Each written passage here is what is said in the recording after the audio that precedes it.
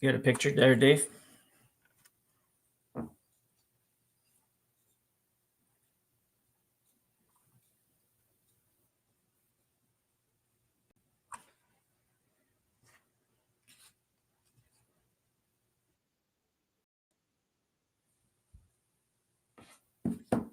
The Metal Hole Classic presented by Kioti Tractors of Ontario.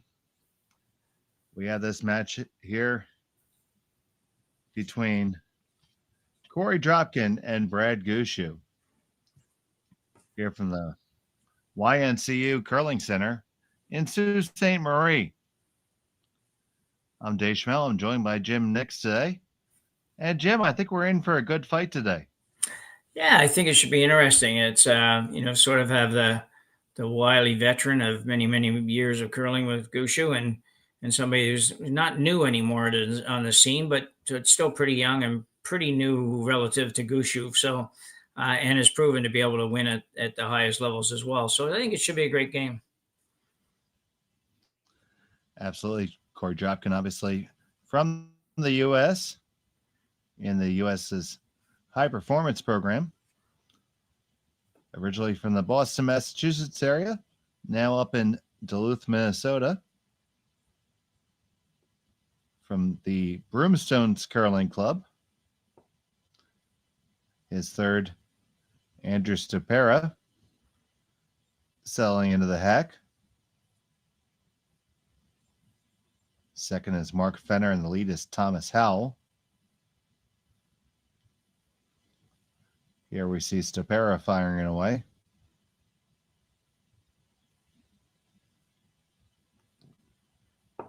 That stone goes away with no problem. And of course, Team Gushue. Yeah, Mark Nichols, the longtime third. Adam Casey throwing the lead rocks right now, and Jeff Walker throwing second, or at least that's what they did earlier today. Believe they're still doing that. Didn't catch the beginning of the game. We were waiting for our feed to come up.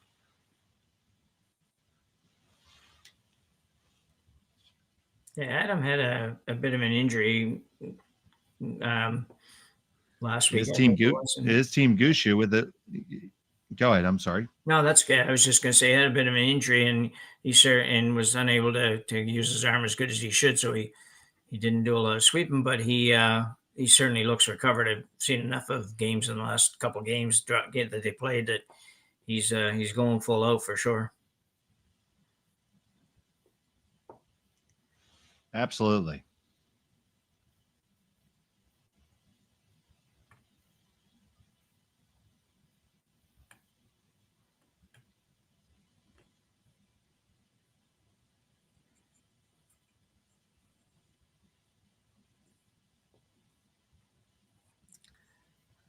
I would expect if we don't have any rollouts that we'll see a series of just hits to the end of this end at this point. So.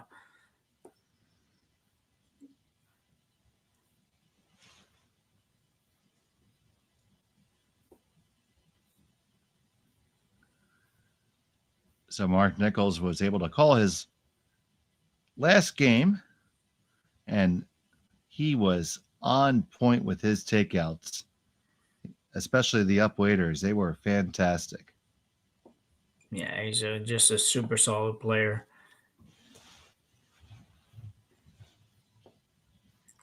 He did a good job at skip too when Gushue got hurt a few years ago and missed a fair bit of a season. And Mark went in and skipped, and they didn't really seem to be that much worse for wear for that.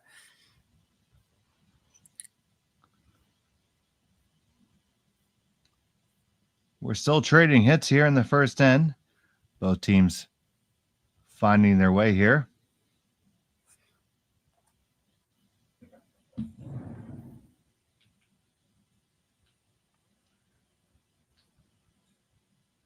That one goes away with no problem.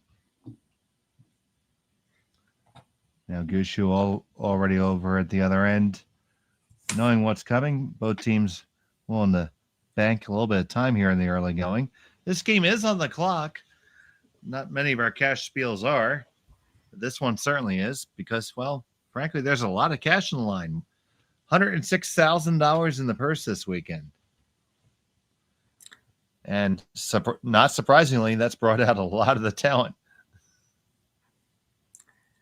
Yeah, that's a big number for bonus bills anywhere in the world. And like I say, apart from the slams, I'm not sure there's anybody that's offering anywhere close to that kind of money. There might be an event somewhere that is, but be very, very few and far between. That's for sure. So certainly thank all the sponsors, especially Henderson Metals and Kioti Tractors, for helping to put that purse together.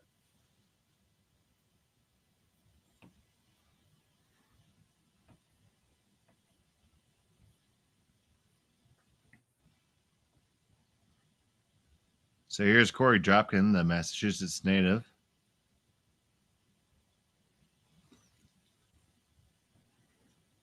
With his ball cap on like always.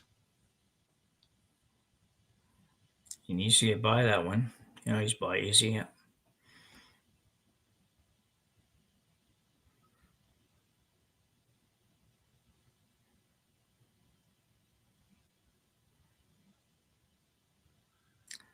Yeah. Pretty good effort.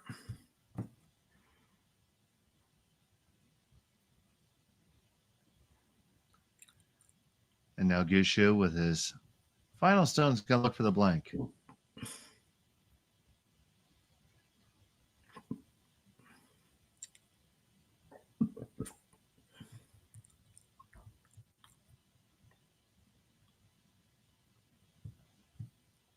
Figure he can see about half that stone.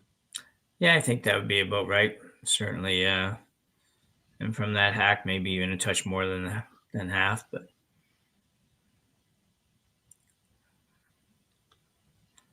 he looks pretty good.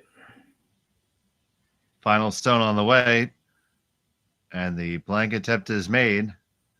First end in the books. We'll be back after this from Sault Ste. Marie. Well,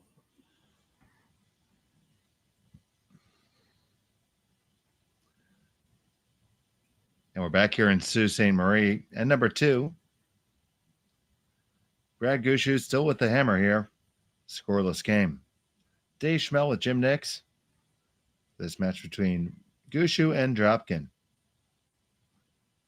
Adam Casey throwing the lead rocks this week.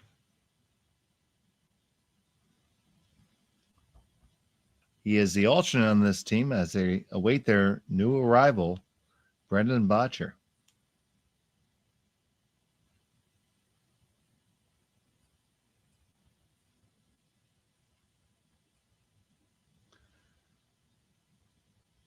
Comes just under the center guard.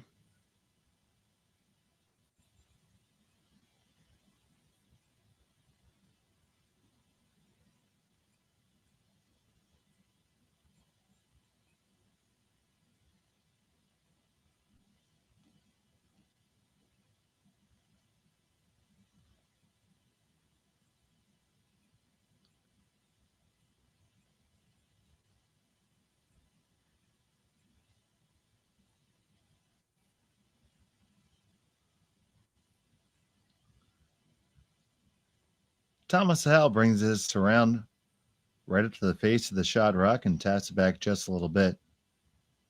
So Gushue's going to like to come on down and increase the stack here. And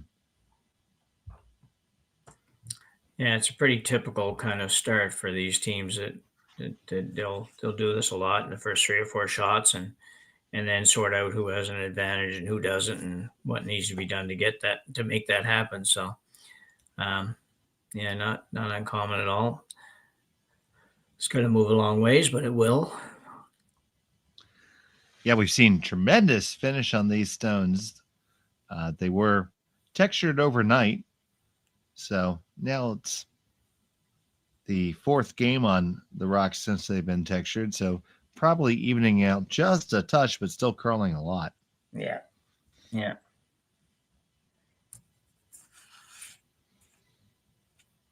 Yeah, I was surprised to hear that because I thought, well, they probably did them just before the event started, and that seemed really early to have to do them again or choose to do them again. But anyway,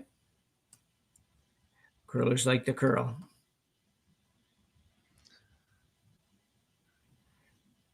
Well, isn't that what the late great Shorty Jenkins used to say? The game is called curling. That's right. Yeah.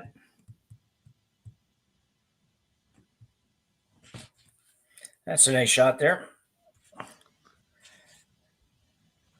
Absolutely, Lee's Dropkin line too. They should have an angle here for the double if they so choose. Yeah, it looks like it's about a half a rock double, and I would expect that they would go after this. Jeff Walker. Not throwing a ton of weight. Casey on this hard. On the one, they're going to roll on over. Does the other one clear? It doesn't, but look at where that rock just sits. Pretty well buried. Maybe half exposed, but not too bad. Yeah, it's a good shot because it puts it, even if Korey's team makes the takeout, they're probably going to flop a little bit towards the other yellow, so it offers up the double for Gushue after this shot.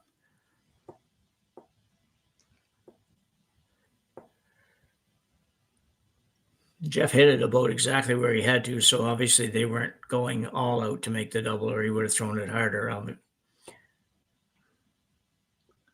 Saw a couple instances earlier today where, this one's going to wreck off the hand of Fenner and drift into the 12-foot. So that one got away from them just a little bit.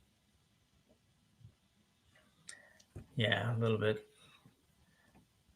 soft and a little bit light, I think. Yeah, but we saw a couple instances where it looked like some stones were overthrown a touch by the Gushue rink.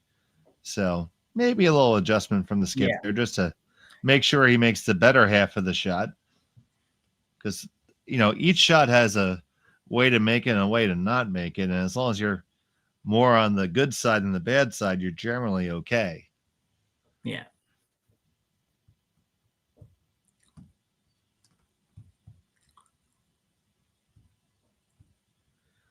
So now it is Dropkin on the back of the button.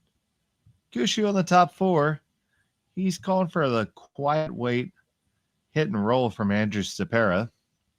And I'll get this out of the way right away. A shout out to Aunt Sue and Uncle Bill, who are surely watching their nephew, Andrew Curl, this evening. Both members of my home club. So hello, Bill and Sue.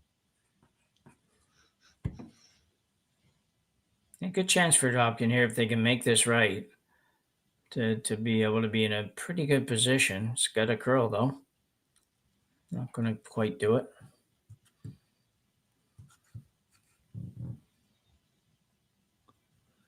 Yeah, they did kill their own stone there.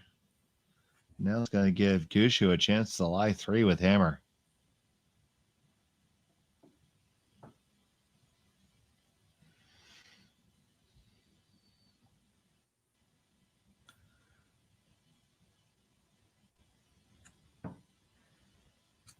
Yeah, the only saving grace for Dropkin is they should all be pretty bunched together, so he should escape or should have a chance to escape anything really dramatic in this end as far as score goes. But yeah, I was going to mention that to you, Jim. I was wondering if you ever thought, well, they might end up with that after this. There is a way to get that stone to go the other way. Yeah. But that one did jump on him. Yeah. Yeah, he won't be happy with that. Yeah, Mark looks a little surprised there. Yeah, a little puzzled for sure. So opportunity back for Dropkin. And here's Ste.Marie.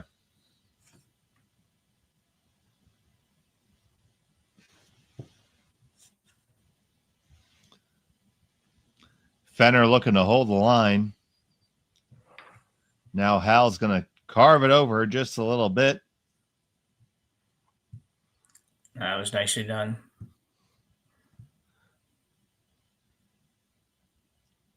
It's edge on edge, and you see Brad Gushue calling for the hit and roll under.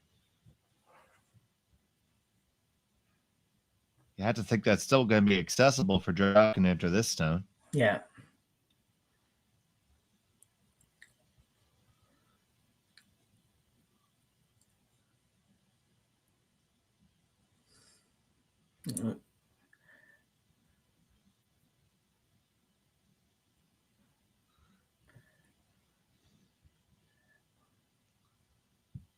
Well, this end changed around quite a bit in just a couple of shots. Oh, it certainly did. And I just noticed that Adam Casey is wearing a Jeff Walker jersey. Yeah. It's a good thing he's got the hair. Yeah. Yeah, you'd think a fifth player. I think they plan on him being the fifth player, that he'd have his own shirts, but I'd be saying, how about me, Skipper? yeah. Yeah. Trying to tell me something, Skip? Yeah. I just kid, guys. Please take it easy in the chat before you go crazy.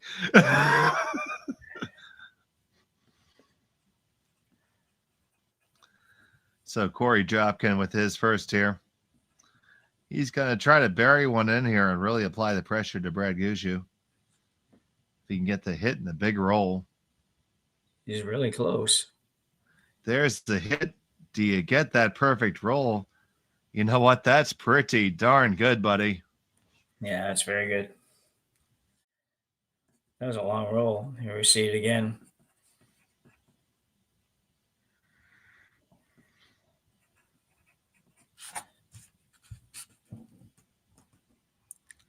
Yeah, super shot. Well played, well controlled, and I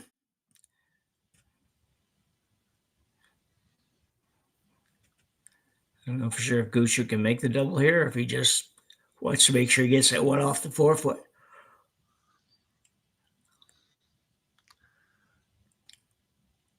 It looks like it can be made. It's surely not a gimme, though. No.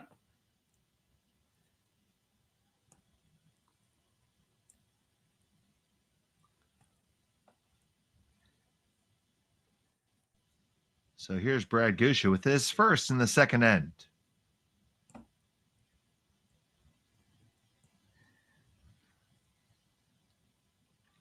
Walker. Now the other Walker. Yeah. And they make the double and away they go. Did they get all the way out the hole? Not quite. It just hangs on to the side. Yeah, it's surprising. I thought that was going to go all day. So did I, buddy. I thought it was already gone. Yeah. So now Dropkin's going to be able to put the force on for sure here.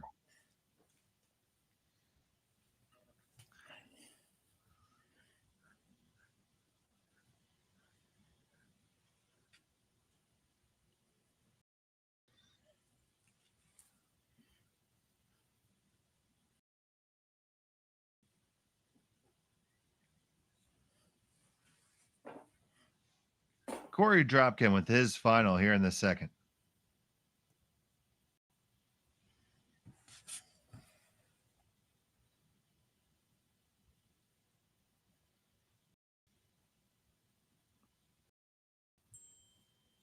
Fenner and Hal bringing it in.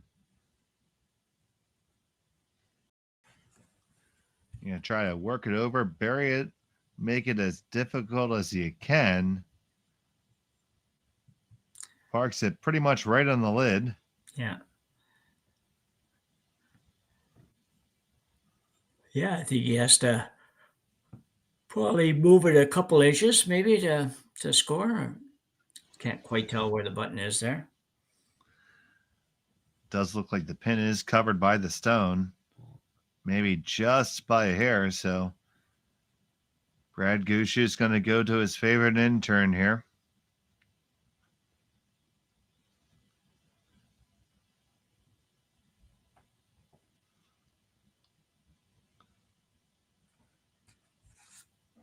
Final stone of the second end.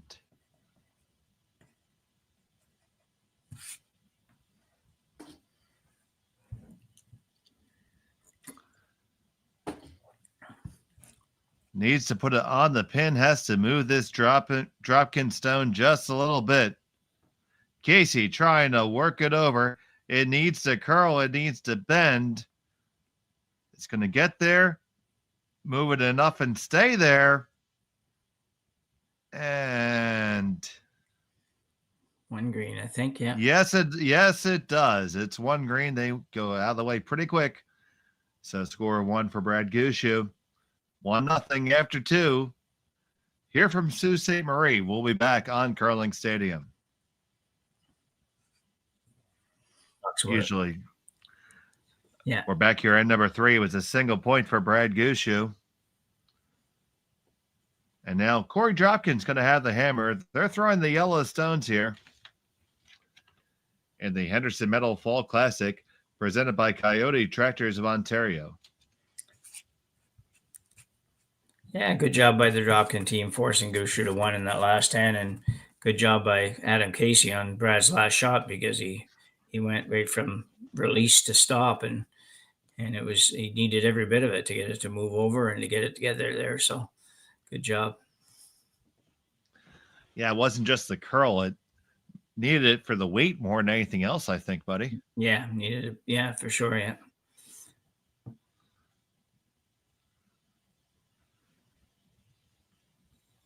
So here is Adam Casey.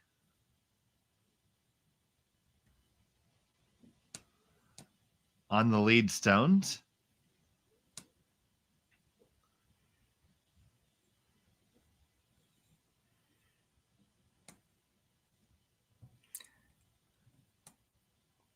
Former skip himself.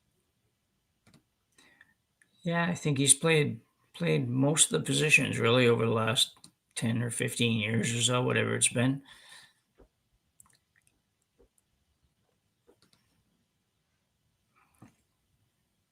My daughter went to a curling camp that he was one of the instructors on, and him and Brett Gallant were both there, and they just loved both those guys. So that's one difference between Canadian curling and curling in the States. I had a friend of mine from Manitoba who is a member of our club, and he said, I'm a second. I've always been a second. I was trained to be a second rock. Yeah. And we don't get that really, because a lot of times we don't have teams per se. We're just thrown together on any given day. We play all the positions pretty much all the time.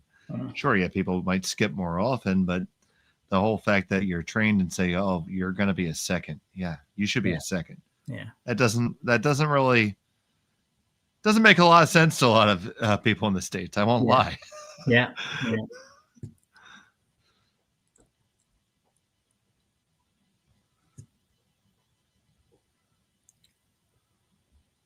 So I guess I get Adam Casey. Yeah. Yeah.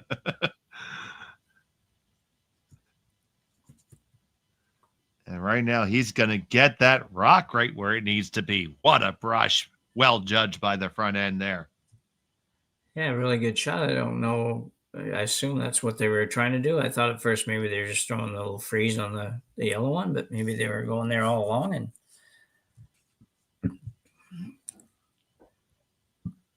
Korey Dropkin's going to try to move a few.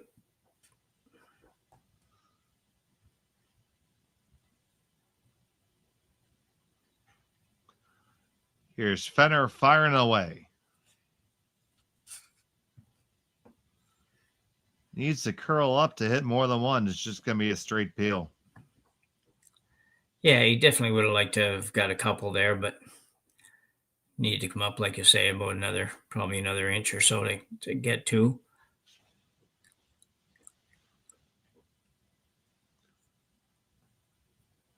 Going right into the same place, it looks like.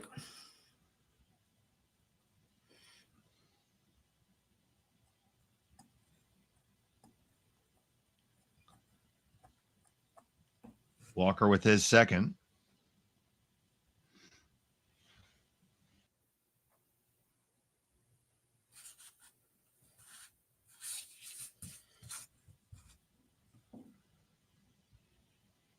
This one's going to be a little light. It is a little light, and it's going to wreck on that guard and move things around a little bit.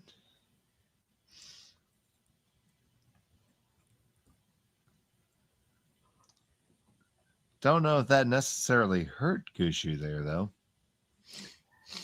No, no, I don't think it hurts him at all. It's just a matter of what's going to happen here. And looks like Dropkin's going to try to make the double and roll to the corner.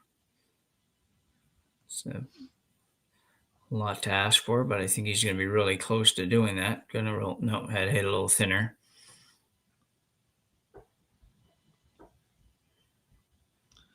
Not a bad effort, just a really tough shot. Yeah.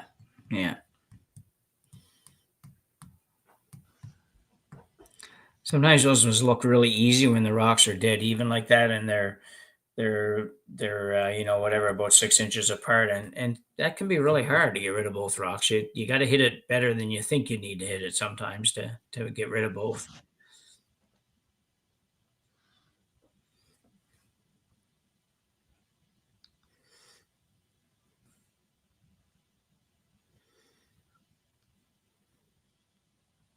So here's Mark Nichols. He had himself a great game earlier today. Was really nailing his upweight takeouts. He was the peel master.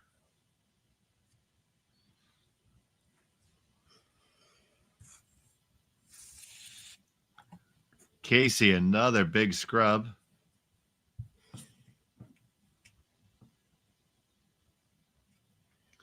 Now trying to carve it over just a touch.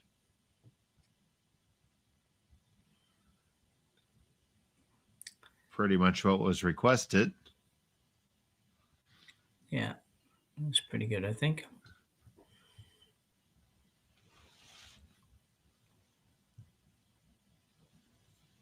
So you see Korey indicating to hit that one at 12 foot and roll underneath the corner guard.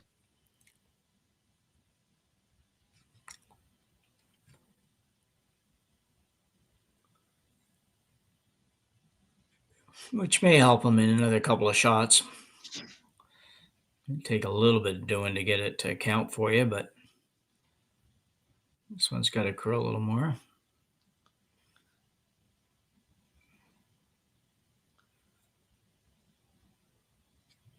Not going to catch enough of it, and it is going to spill. So it leaves just one rock for Korey Dropkin in there, and there's 3 for Gushue.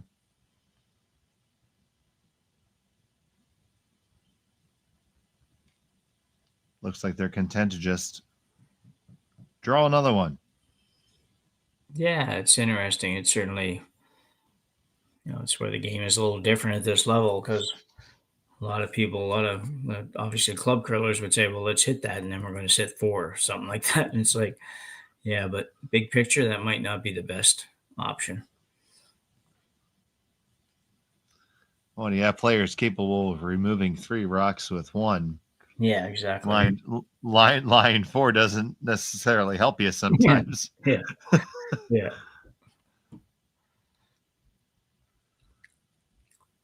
And they are lined up pretty good for Ste.Marie to take a little run at this, but opting instead, it looks like, for the back line shot I saw. Yeah, I got to be really careful with this one. You could easily set this up in a bad place too if you're not really careful. The green ones on the right might be the saving grace for you, but you don't want to set up a double that's going to allow them to sit many.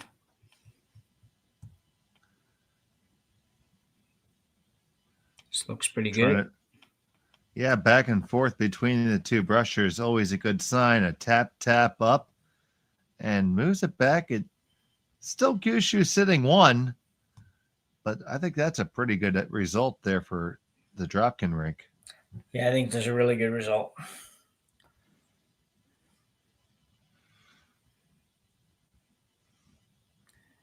He's only number 2, but he's number 2 very close to being shot, and he's also above the tee line, and I think it's a nice spot. Yeah, lots of things that are good. So What's your magic eraser? How do you get out of this? Yeah. Well, I think it's. I mean, I don't think Brad's in trouble or anything at this point. So I think if he can come in and corner freeze on that yellow, he's going to be in pretty good position. He just has to make sure he doesn't line it up with the back one at all.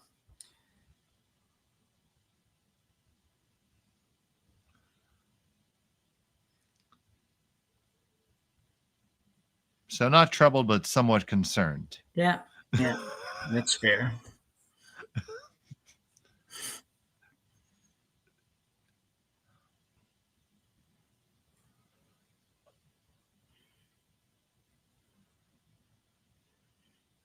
Brad Gushue with his first here in the third.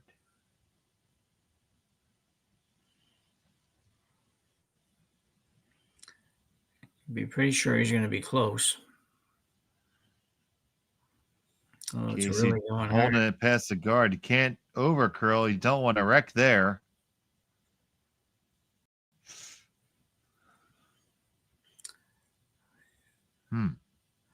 Yeah.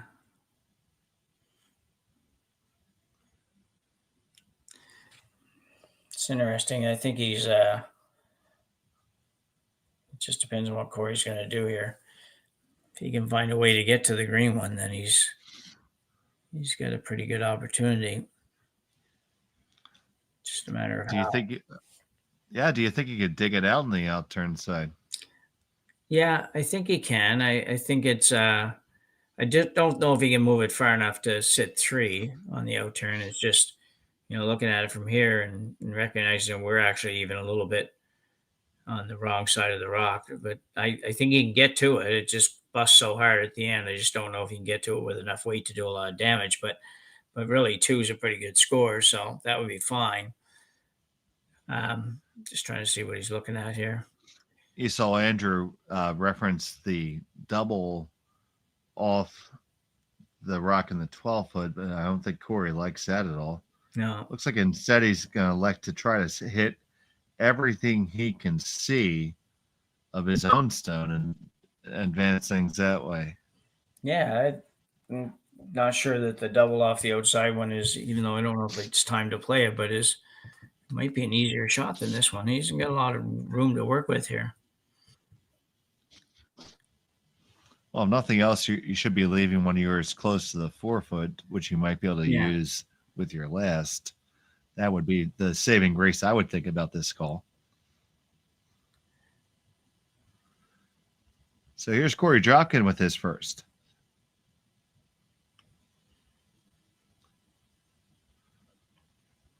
Just a heavy clean. Now trying to hold it. You got a skinny. You had to just paper it. Oh, when you just wreck them up a little bit, but you do move it off the button. So you did accomplish that mission. Yeah, I think that's a very good shot for sure. Gushue's got a couple of options, but right now you're sitting 3, and depending on what Brad does, you might have a chance at a 2 or 3 here. I think they indicated just a little tap and flop early on this shot to get number 2, probably half 4 foot or something like that, maybe even full 4 foot, and make Corey's draw for 2 if he chooses to play the draw. Very difficult. So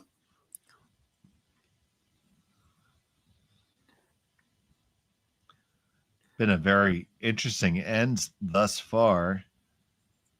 And now Brad Gushue is going to want to make sure it doesn't get crazy.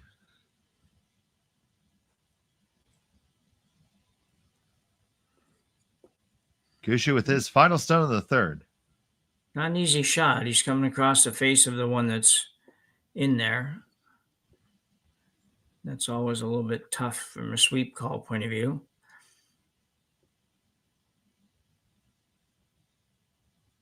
Ooh. That slides on by after the hit, and Dropkin's looks like he got a shot at open hit for 3. Yeah.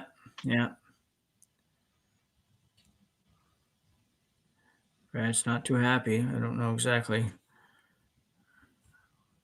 his thinking there is, but it's a tough shot. It's just tough when you're coming across the face and on ice it curls this much to match everything up and then get the sweep call right and everything else. It's just tough.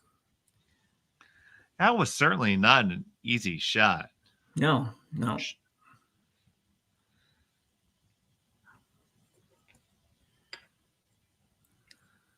So Korey Dropkin and his squad from the U.S. with a hit for 3 here in the third. A very big shot. 3-1 lead's a lot more than a 2-1 lead, and it's I know it's only a point, but it's a big point. Final stone of the third.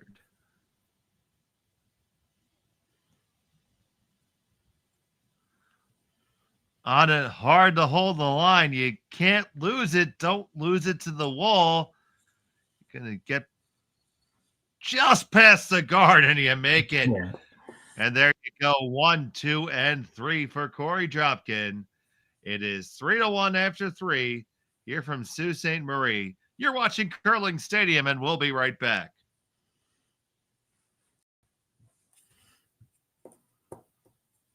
Nip and tuck game. Back here in the fourth end, it's a 3-1 game. Dropkin scored a big 3 there in the third to take the advantage. Brad Gushue having the hammer here in the fourth end, throwing the green stones. I'm Dave Schmel, joined by Jim Nix. Ryan Jakes on the 1 and 2s. And you guys are all with us, and we are glad that you are here with us here on Curling Stadium. You can watch all the action from every draw of every sheet. We make it real easy. Just go on to curlingzone.com. You can check those scores, click the little YouTube buttons, and get those streams and stay updated on all your favorite teams. And please make sure you like and subscribe us on YouTube. Click that bell for notifications. It helps us bring you more curling, and that's what we want to do. So fourth end here, Jim. Gushue needs a little bit of a reset and probably looks to score a deuce here, I would hope. Yeah, big end for Gushue. It's 2 is pretty big here. If he can get 2 and tie it up at the break, he'd be happy with that at this point. Wouldn't have been before the previous end, but I think you'll see him. He'll be very aggressive. He's usually fairly aggressive anyway, unless he has the lead. So I think I think he'll be going that much harder here. He's probably not in a great mood right now, so he'll try to take that on to the Dropkin team. Might be tough though. Korey's team's playing very well.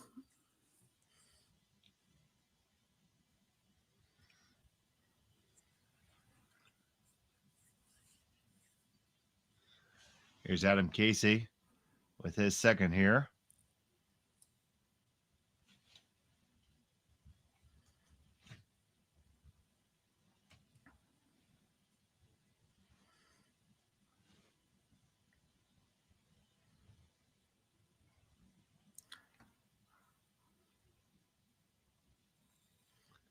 This one's just a little heavy again.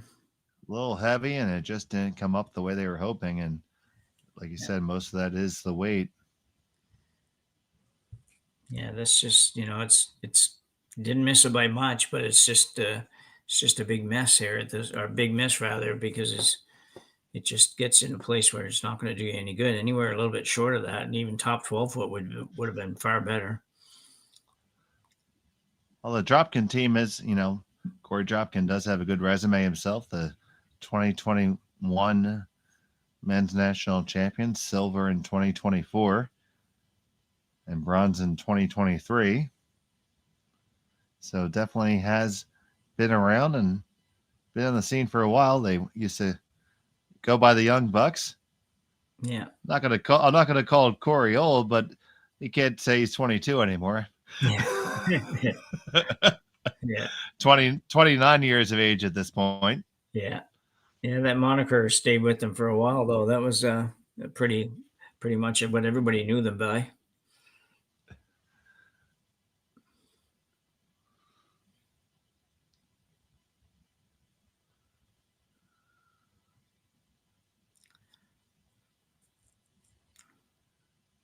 This stone here is going to get down there, rattle them around just a little bit, shuffle the deck. Yeah, good Still shot. Dropkin. Yeah, put that. Sorry Yeah. about that. Put their stone in a pretty good position here. So it's a good shot. Yeah, Dropkin. Yeah, Dropkin's still sitting too here. He's going to look to draw in there too. We're going to continue to play this cat and mouse game that we saw play out actually in the last end a little bit and end up in Korey's favor. We'll see how it goes this end.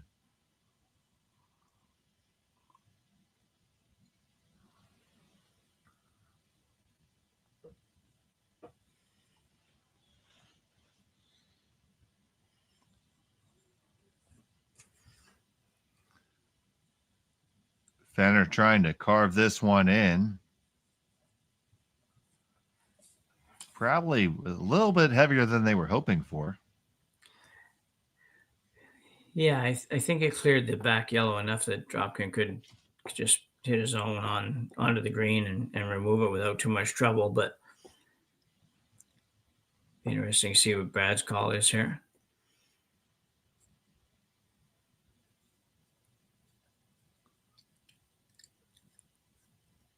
He's afraid of rolling somewhere that would just set up the slash double for the Dropkins team.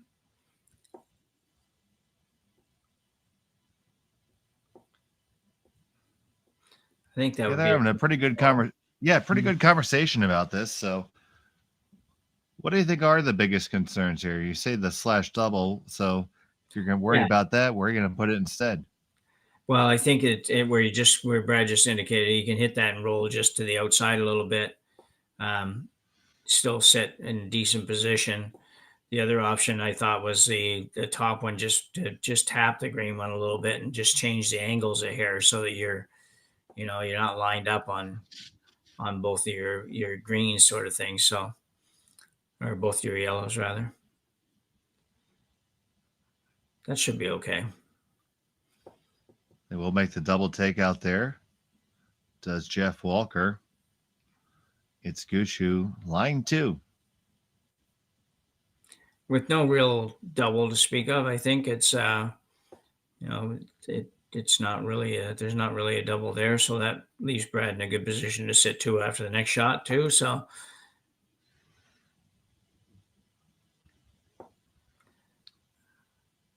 So you see, you see Korey looking at playing on the both sides.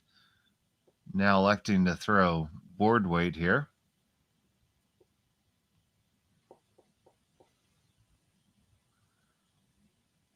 Enter Ste.Marie.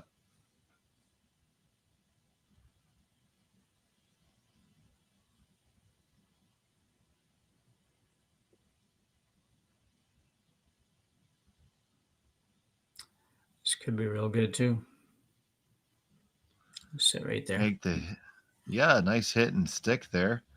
And now is just the sole Gushue stone, and you hit it, you're gonna set shot, but is there really a super place to roll to? No, there's not right now. I mean, I think it's just a nose hit here. If you can roll out, you can roll to the right a little bit, I guess, and still be number 2 or the very least number 3. But I don't think he wants to do that. I think he's looking just to hit this right on the nose.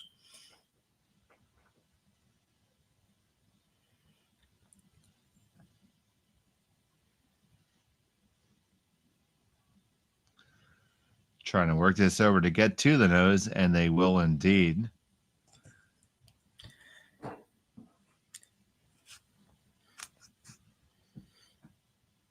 Good shot by Nichols there. Yeah, he just got enough curl that he didn't leave a double, an easy double, anyways.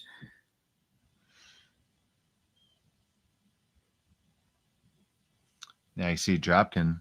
He's going to make a play on the run back, it appears. Yeah. Indicating peel weight.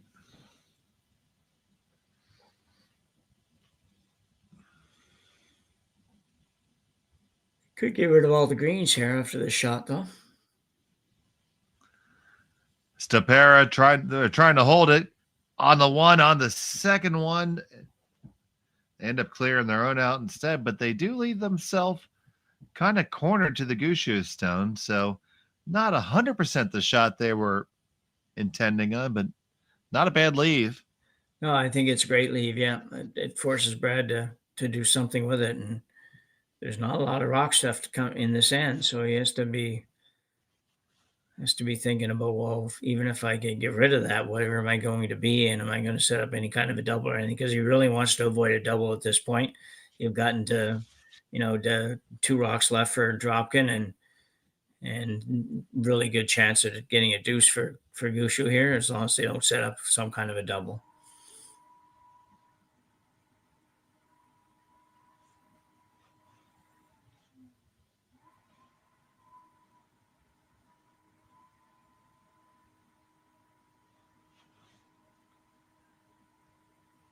Trying to work this stone over. They want to cross the face a little bit. Now, do you cross it too much?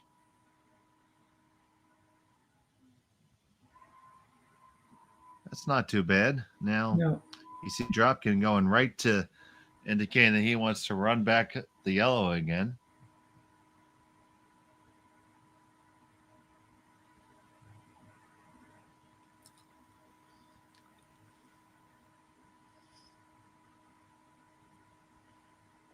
Gonna do that.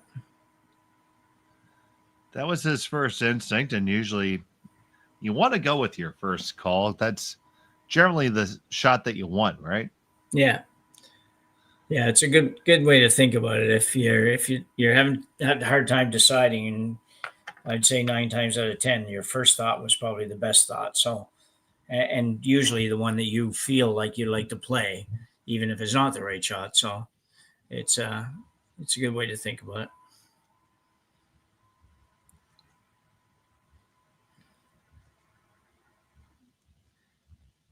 This is a big shot, and if you make it, it's a good result.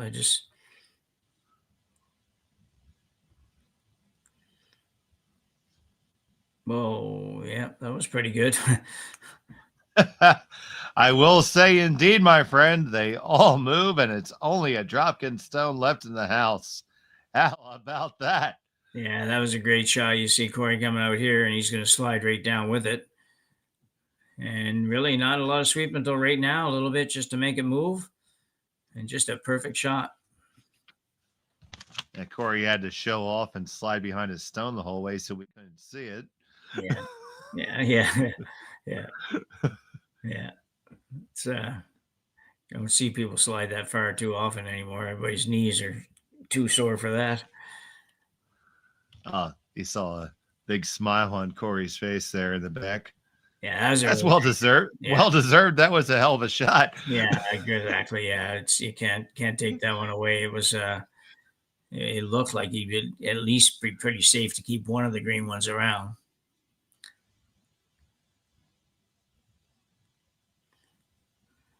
Brad's going to get a roll. I don't know if it's the roll he was looking for. Can he get it over behind the corner? Yeah, pretty close, but it's gettable. It is half open.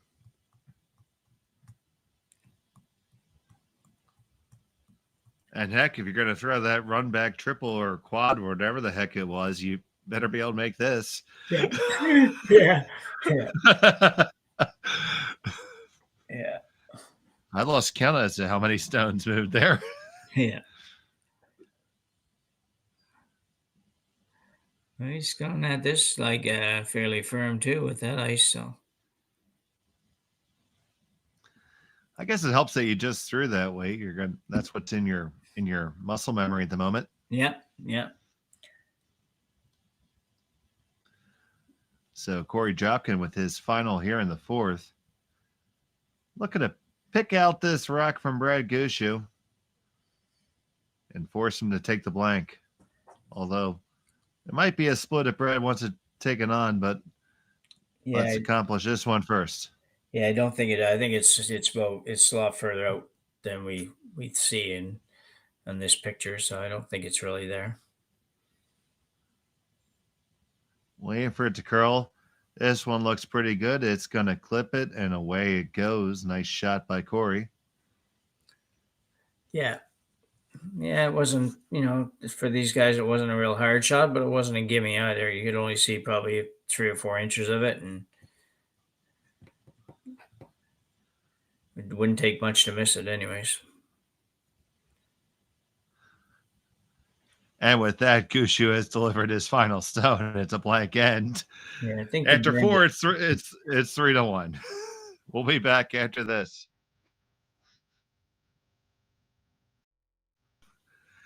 Back here, end number 5, Dropkin versus Gushue. Gushue with the hammer here, trailing by 2.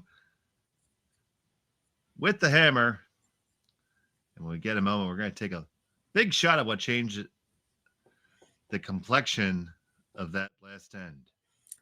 Yeah, one more look at this, and this is a tremendous shot by Korey Dropkin. It's not an easy shot by any stretch, and if you don't make it, you could be looking at a 3-ender. Instead, he makes the run back, gets both greens, and nothing but yellow left in the house.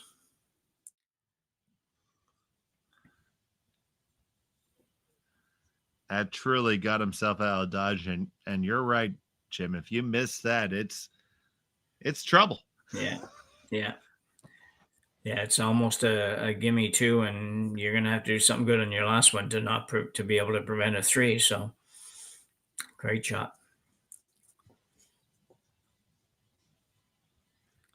So Gushue's got some work to do here. He's only down a couple, but the ends are passing by here.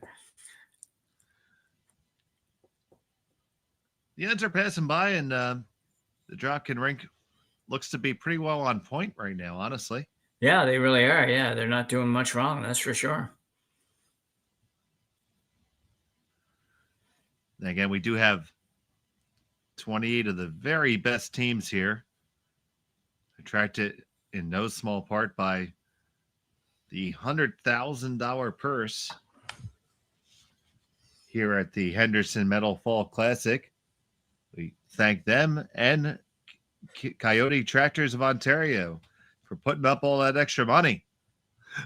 Yeah, that's a lot of extra money. That's not that easy to come by. Sometimes a little bit easier out west, I guess, probably than in the east. But these guys are only sort of bordering that, and I know it's a great hotbed of curling, a great curling community. But regardless, that's a lot of money to track down to run these events. Yeah, the entry fee was $1,500, so that means a good $65,000 is at it. Yeah.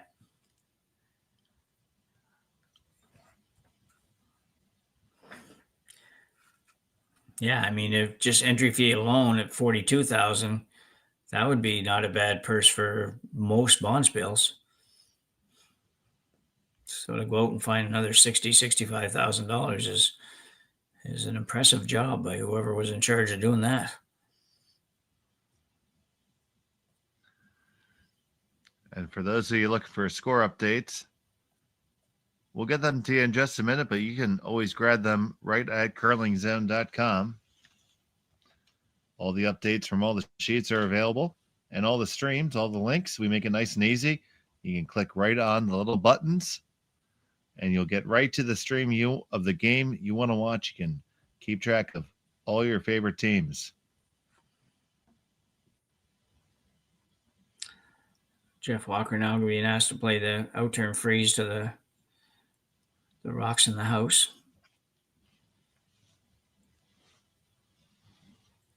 I don't know if he's going to get there.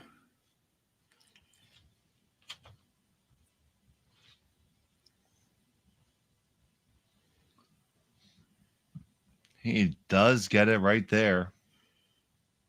I was watching Adam having to sweep as hard as he's had to sweep in this game. Makes me wonder if Brendan Botcher's really quite ready for all that. I know he's in good shape, and I know he will be able to get to there, but it's going to be tough at first. They wear you out a little bit. So it's, I don't know when he's joining. I don't know when Brendan's joining these guys. We've talked a lot about the new addition to the Gushue team, and Brendan Botcher, obviously a tremendous shooter, to make everything for you. And his adjustment, he's pretty open on that. And same as Brad, both have talked a little bit about there is going to be an adjustment time and an adjustment period. And really, if he can become a good sweeper, which he probably already is, to be honest, a little bit of a myth in these days where the skips can't sweep. So um, true in some cases, but most cases it's not quite the truth. So it's going to be an exciting time watching what happens there. And I know everybody has opinions on it, some positive, some negative, but these guys they think these things out pretty hard. So it's going to be an interesting addition. And I do agree with you with that being a myth. I mean, Brendan's played a good amount of mixed doubles, so you certainly have to sweep in that game. Yeah, you do, and you got to half the time run up and chase it down before you sweep it. So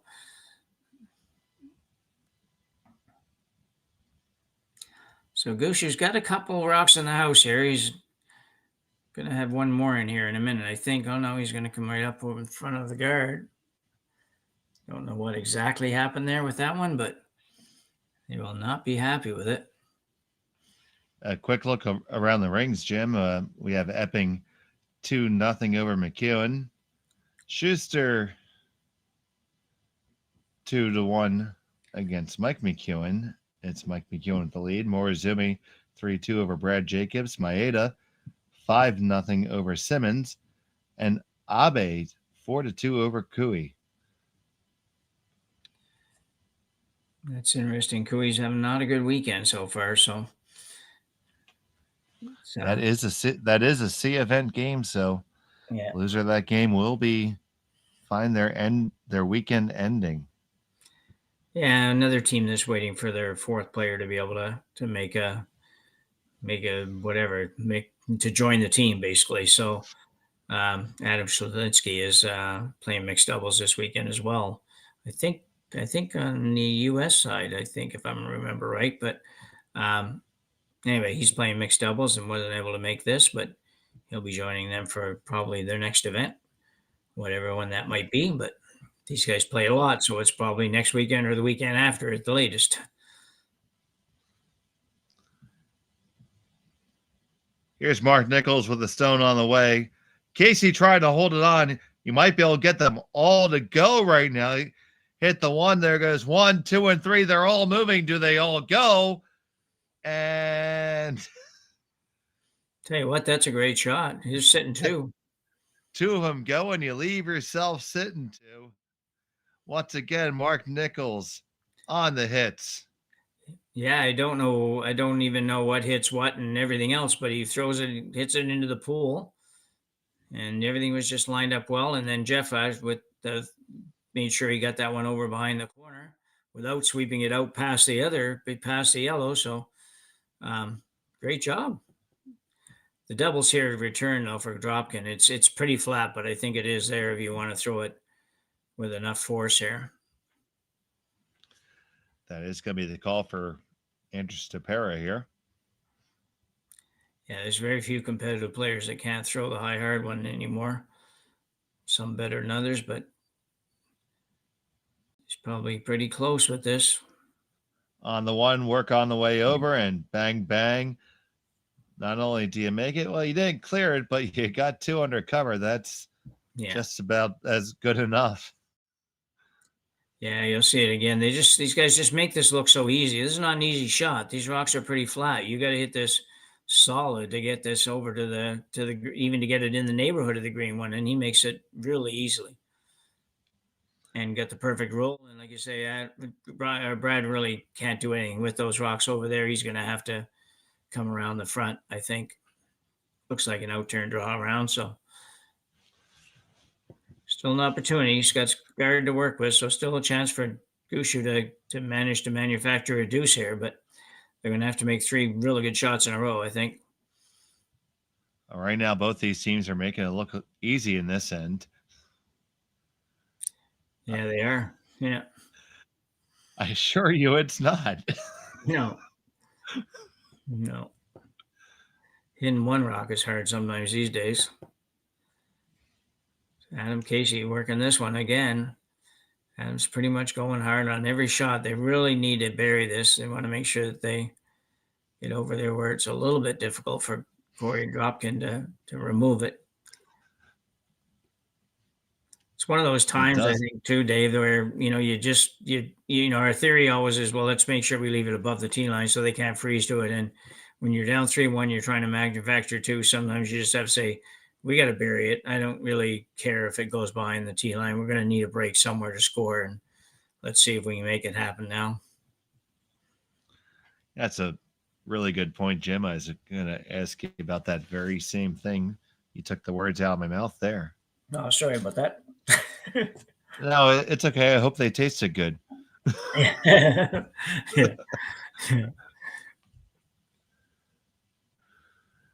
So Korey's got to try to follow it down. He has to make a good one here, or else Gushue can start to manufacture something.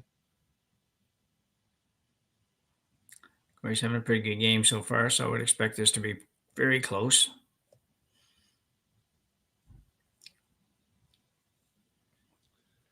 Fenner and Howell on the brush.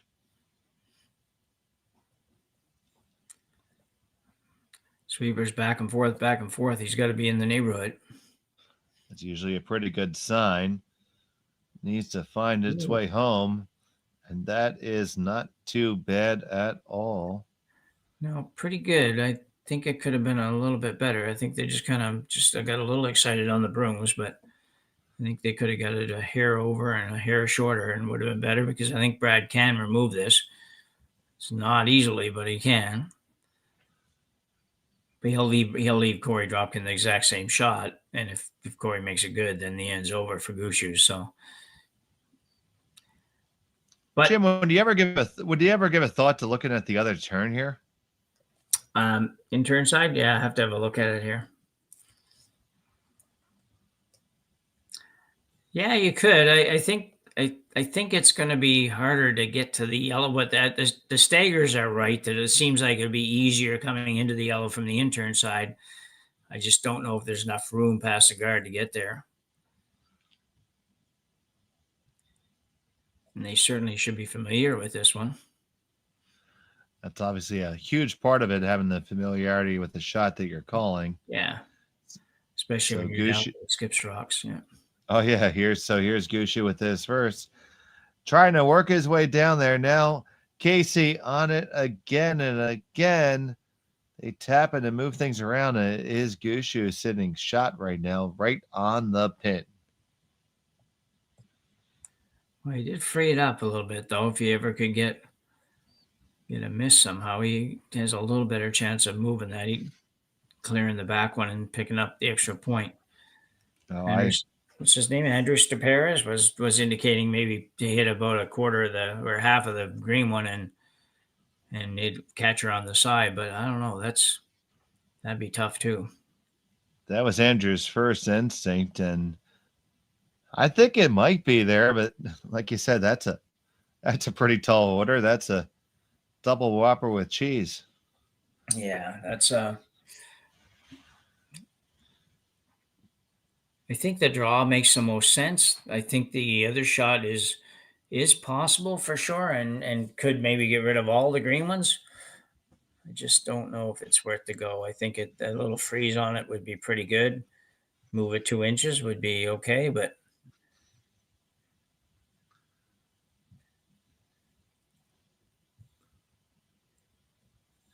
little help from second stone, is it? Mark Fenner?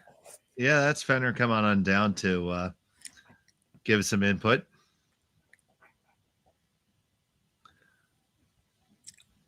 Fenner and Howell have played for a very long time together. Yeah. Even before joining forces with Dropkin. Oh, okay. How long have this team been together? Like more than just this year? I want to say this is about, I'm going to get this wrong, so I better make sure I get it right because my friends will yell at me. Yeah.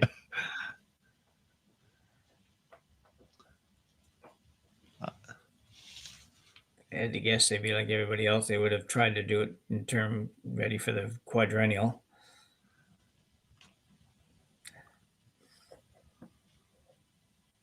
So Korey dropped and asked him to put this one in the right spot. Get this in the wrong spot, you could drop 3 here, so you got to be careful. This is the third season in a row for this team to be together. Okay. As a squad. Yeah, that makes sense.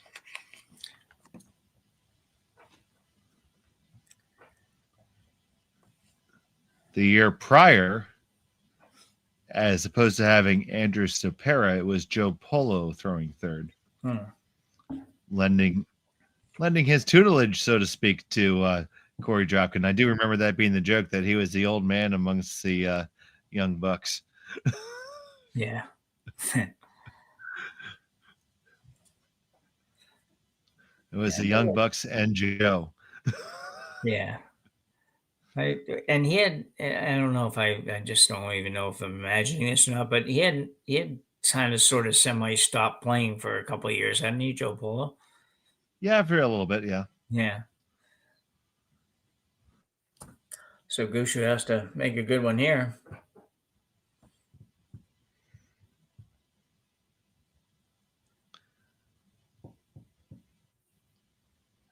And Tyler George now works mainly as an ambassador for curling, doing a lot of our broadcasts. Yeah. A lot of local grassroots outreach, and Tyler's been great for our community. So here's the final stone of the fifth end for Brad Gushue. Needs to rattle around a little bit to try to get his deuce here. He can just get to the lid. He'll get it. On it, hard to hold the line. Can't lose it. Doesn't look to be heavy either. Do you have it there? Now, do you have the line? Carve it over a little bit, and what a shot by the veteran Skip. And he gets his deuce. So a score or two, and we're all tied up. We'll start over again in the sixth when we come back from Sault Ste. Marie.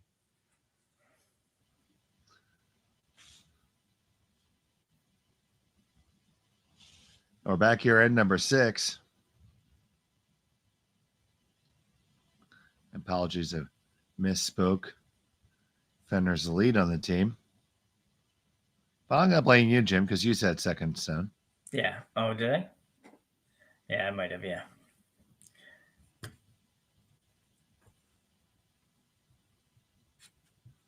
Yeah, that's Fenner that threw it, and it was Hal that came down.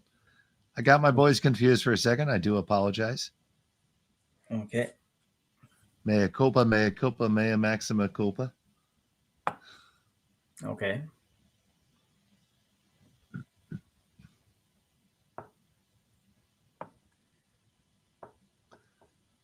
And so now it's Dropkin with the hammer tied up here in the sixth end. So you would have to say it's advantage to Korey here.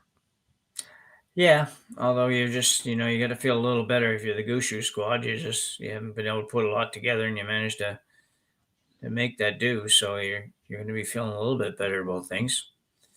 But you are dead right. Sixth and tie game. The advantage has got to go to the guy with the hammer. I don't know what the stats are for that, as far as how often you win that game in that situation. But I'd be curious as to what they'd be. Jerry, And you are. Yeah. Oh, I'm sure Jerry has, and Yeah. he'll probably chime in at some point and let us know. But I'll tell you what, though, that was one heck of a draw by Gushue to get right to that sliver. Yeah. And we were talking in the break about how many times we've seen him make that draw just to like the side of the pin. Yeah, it's a lot.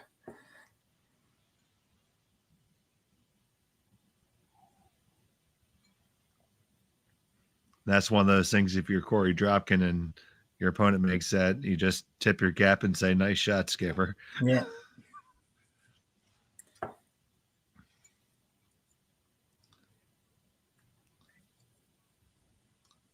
I was never mad at losing a game where the other guy made all the shots.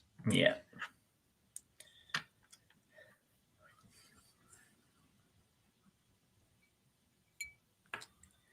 We're playing a little bit of defense here.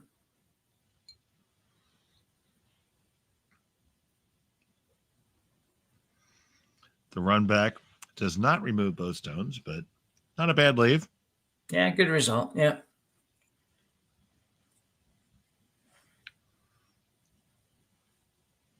Now Dropkin looking at the options, trying to see what the angles are in those cards.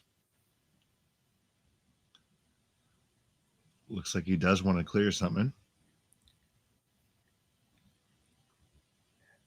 Well, it certainly makes sense. You don't need to let this end get too complicated.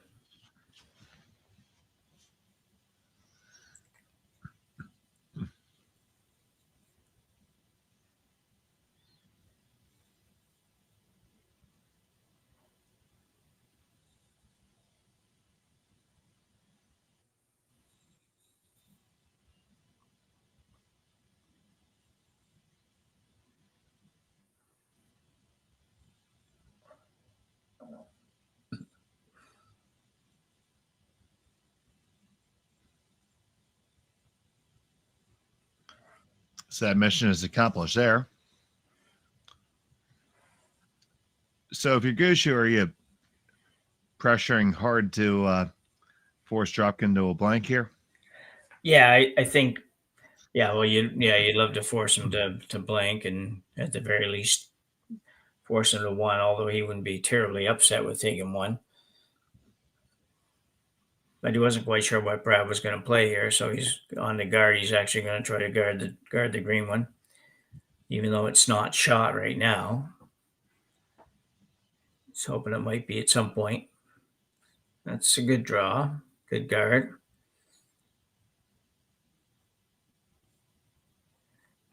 It'll be interesting to see how this plays out. If they keep throwing the guard up, I don't know if Korey will keep peeling it, because he might find he's going to get himself in a position where he's going to definitely have to take one. It'll be interesting. See what their thoughts are. I don't know how they feel about that. Just a straight peel there, and Gushue immediately indicates the guard. So let the game and cat and mouse start.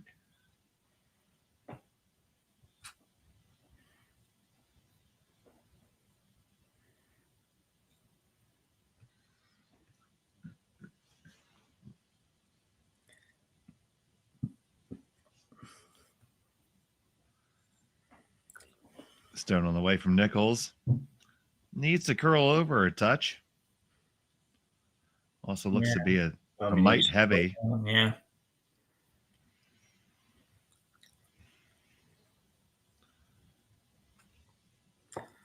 Might get away with it, but he got awful close to where Dropkin could make the double and roll onto the rings, which would be not good for Gushue.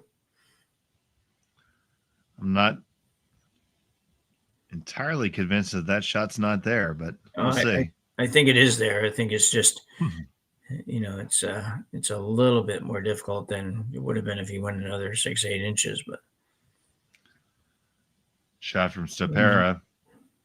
There's the double, and can they spin it on? Yes, they do. Not very well played shot, that. Bad error by Mark to go that deep. You'll see it again here. It's a pretty simple double. That's not the tough part. The tough part is making sure you get to where you can roll your shooter on. And they just did that just perfectly. It's couldn't do it any better.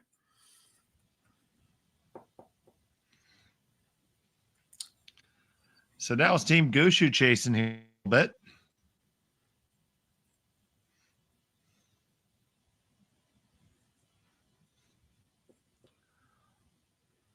All the hard scrubs seem to be on Adam Casey's side tonight. I know, don't they? Every rock that has to be swept, it's Adam sweeping it. So it's a good shot by Mark. He needed to get a little more of a roll, but it was a good attempt. Bad part for Gushue here is that no matter where these rocks go, really at this point, the double is not going to be an easy double.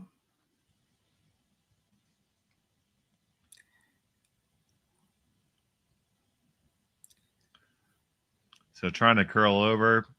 Ooh, just want to make sure you stay on the range. Can't afford to roll off. Can't ever roll off. And it just hangs on to the back. They are spaced about as far as possible. Are they ever? Brad may take a run at this. It's possible that he may say, because really he hasn't got much. So he may take a run at this. And yeah, there's not a lot to lose, is there? No. Yeah, if you try to make it and you don't make it, then the Dropkin splits the house and puts them even further apart, which would make the double impossible. But the option, I guess, is to hit the one at the top, roll onto the rings, be shot rock, and make Dropkin play it, which is maybe not bad either. So the team's going to come on down and at least meander that way and have a discussion. Yeah. Snacks are probably all at this end too, so no, they're not coming any further. Both Walker and Walker in disguise are hungry right now. Yeah. Great picture. Thank you, Ryan. I love you. Walker 1 and Walker 2. And there's a timeout called. So now the front end is officially allowed to join. Yeah. I think at the end of the day, they'll play this and play the intern and probably play it to hit and roll on the rings and force Dropkin to do something with it, which may make a better chance at the double. I don't think they'll take a run at the double on this shot. It'd be tempting, but I just think if you don't make it, you're definitely not having a chance at it on the next shot. So it's either that or you ignore the whole thing and go around it, but I don't think they'll do that either. It puts the whole game on the line in this situation. So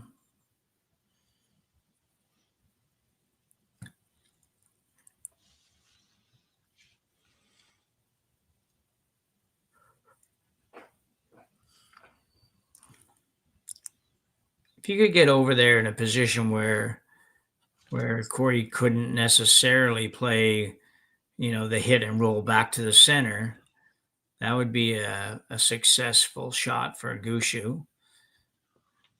Because then Korey hits it on the nose or hits and rolls a little to the left maybe and sets up a much easier double.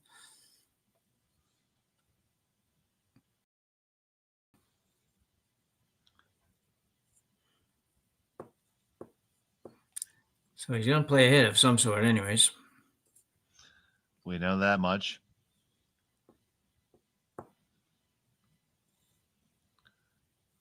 And I believe during that discussion, they solved the problem of cold fusion. Yeah. I'm still not sure exactly what shot he's playing, but probably be able to tell by speed wise. So he can't be playing the double, I don't think. Must be playing the hit and roll to the left as we look at it here. Shockingly, Adam Casey is hard on the brush. Yeah, is he ever? Yeah. I never really knew Adam was that good a sweeper, but that's a great shot. They get the hit and the roll over. You're right. It's going to be tough for Korey Dropkin to hit that and move all the way over. The shot's certainly there. There's room. But good shot there by Gushue. Yeah, that's all he could do, really. And the rocks are far enough apart that Korey can still, not have to worry too much about hitting it on the inside and driving it on the yellow one. But that's all you can do if you're Brad, is just to try to force him to maybe not make a great roll. Yeah, that's it's possible that the angle that's left is better than the angle that was there because, well, frankly, yeah, exactly, yeah, that's all you're it'd be tough to have a worse angle than he was just looking at. Yeah, I agree.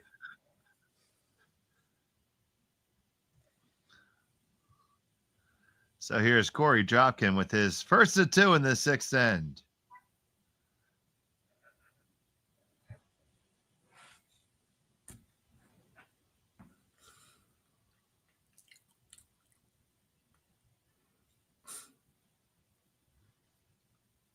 I think they're going to get away with it. Hard on the sweep. They get the hit. They clear it. They roll across. Question is, did they leave Gushue a double?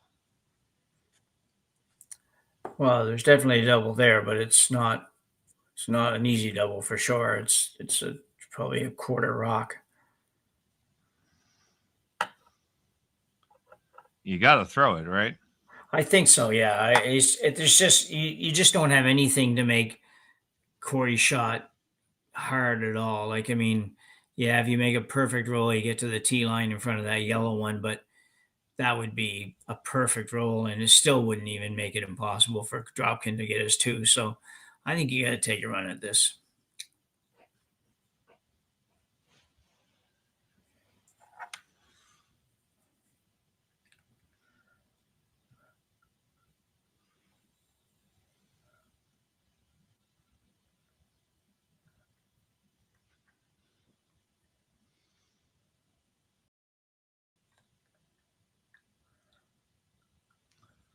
So Brad Gushue, with his final stone of the 6th end, got to make this really tough double.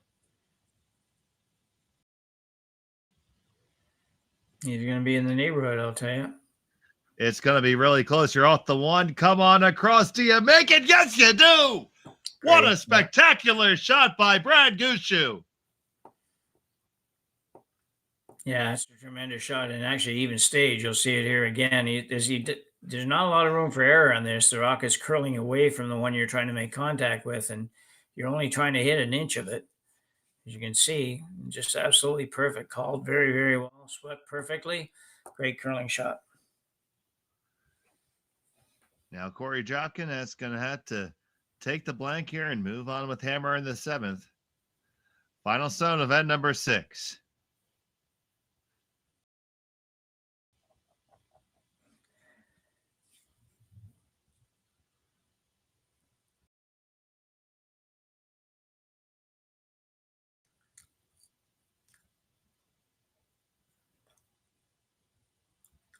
And the blank is in the books, but what an end that was. And we're still tied up after 6. Hold on your hats. We got a good one here in Sault Ste. Marie. We'll be back after this on Curling Stadium.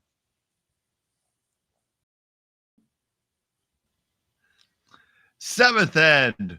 We got a barn burner here in Sault Ste. Marie at the Henderson Metal Fall Classic presented by Kioti Tractors of Ontario. A huge double by Brad Gushue to get out of that end. Yeah, you're going to see it here, Dave. It's he really does have to be perfect on this shot. They've got to let it go and run the risk of curling by everything, and just called perfectly by Mark Nichols, and bang bang and sitting one, even stayed, even made Korey's shot a little bit tougher. So here we are in the 7th. Dropkin has a hammer in a tied up affair, 3 apiece. Getting your money's worth here. And you don't even have to pay. All you have to do is like and subscribe, by the way, on Curling Zone. Yeah.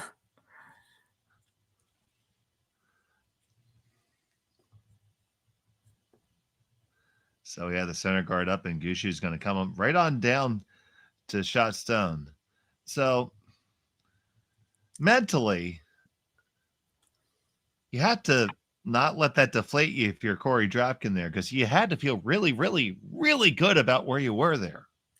Oh, absolutely. Yeah. I mean, it certainly is a little bit of a downer because, I mean, you get 2 there and you just forced a 1 or even forced a 2. In the 7th end, you got hammer going home. What more could you ask for? You're playing Brad Gushue, number 1 or 2 team in the world. So, it's certainly a bit disappointing, but at the end of the day, the blank is probably something you were quite ready to accept going into that end. So you just have to try to park that and just live with what the end result. And it's not like you gave up points or anything. So it should be okay. I think they'll deal with that okay.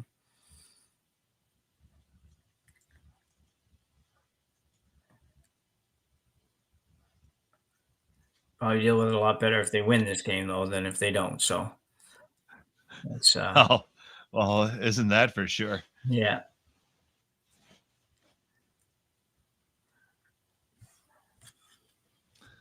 I'd like to thank all of you who are joining us here on Curling Stadium. Thanks for taking the time out in your day to join us. We truly do appreciate it. You can catch all the games, all the action from every sheet of this spiel. This is a big one. We got more than $100,000 in the purse. All the scores are available on curlingzone.com. Just click right on there. You have all the buttons. You can watch all your favorite games. Hit our YouTube page. We have playlists for all your favorite teams. Check them out. You can always stay apprised. You're never going to miss a second of the action if you follow us.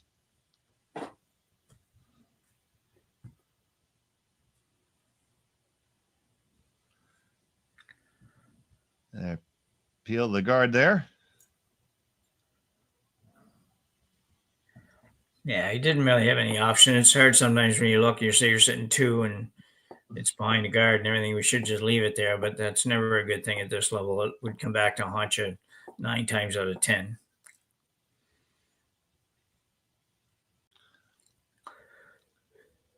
So now, with this up, now without guards, do you think Korey would ever try to blanket again? Oh, yeah, for sure he would, yeah. Just might be hard to get to there. Oh, obviously, Brad's going to have some other plans, that's for sure. But we've seen a couple of real pistol shots removing a lot of granite from both of these squads here.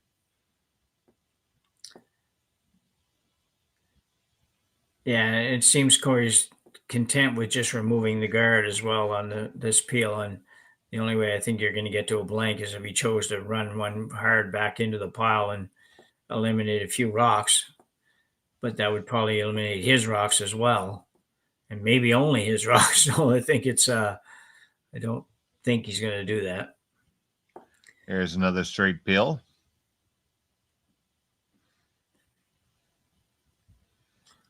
Bit of a guessing game now. Who's going to do what?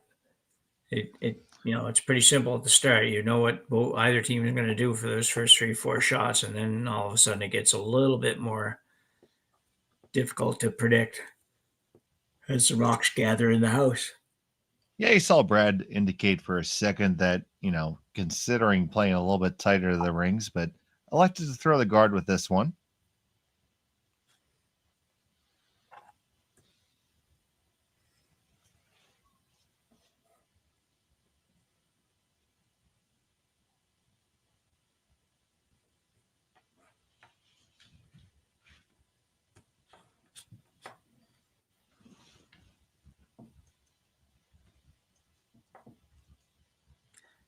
This one could be interesting. Yeah, they're going to take a minute to talk about it. Might take a minute and 30 seconds to talk about it, I guess. In fact, indeed, there is a timeout called right now. So you see both teams with sufficient time available. 2 timeouts are being afforded to both squads here. Yeah, that's a lot of time left to play 2 ends for sure. So even when it gets a bit congested.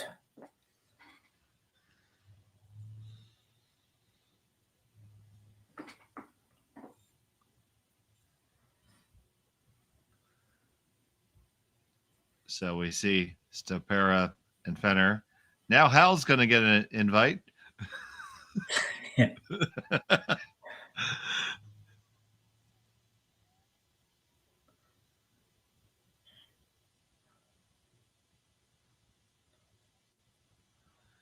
Come on into the party, Tom. What do you think?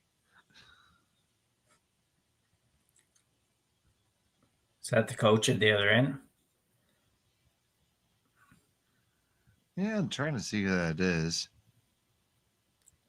I know, but he might as well go in and stay warm because you're not going to get much input into this, I don't think. Too far away.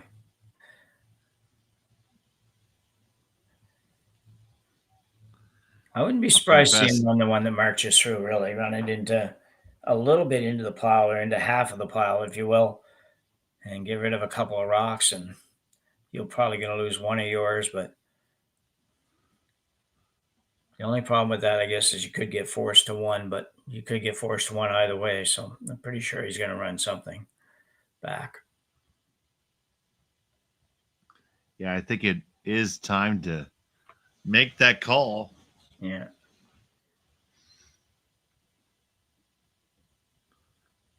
Or make that call even.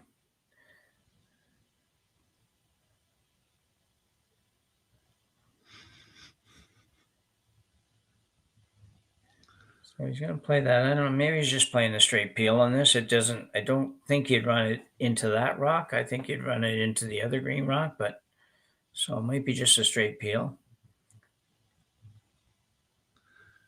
And it is a straight peel. That was certainly the call.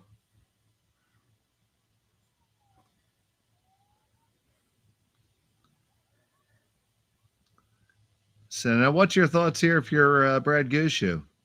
Well, I think you're You one know, rock away from coming around that stuff. I think it's probably going to be a guard here, and then on the next one, I'd be awful tempted to throw the intern around that pile of rocks there and just go to the back of the forefoot because the yellows would be lined up in such a way that the stagger would be right. You wouldn't really cause yourself any damage if you had to remove them on the next shot. I don't think with they'll that, remove them now because if you played it now, chances are really good that Korey would be able to make up one or two doubles and the end would be over for you. You wouldn't accomplish either stealing one or forcing the one. So I see both teams recognizing the gravity of this end. yeah, Adam Casey, or shall we say, Jeff Walker Jr., has joined the conversation. yeah,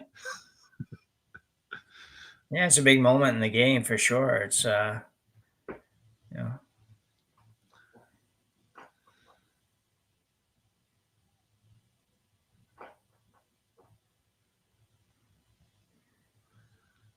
Ultimately, this end most likely will decide it, I would think. Yeah.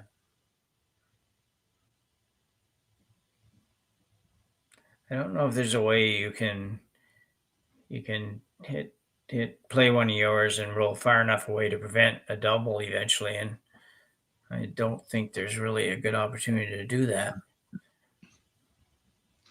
Yeah, because the last thing you want to do is hand Korey Dropkin a blank opportunity. Yeah, exactly. Yeah.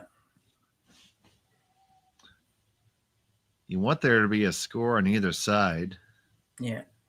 You'd prefer it's one for Dropkin, and then you can come back and get two. Sure. Yeah.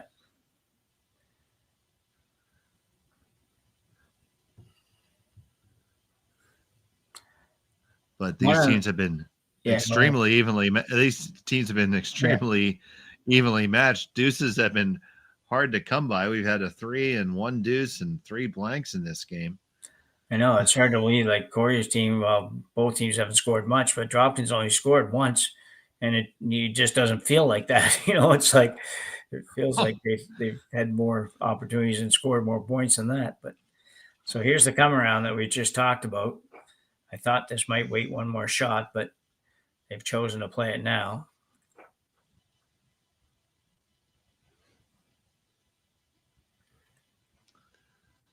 Just going to look to warp one around here.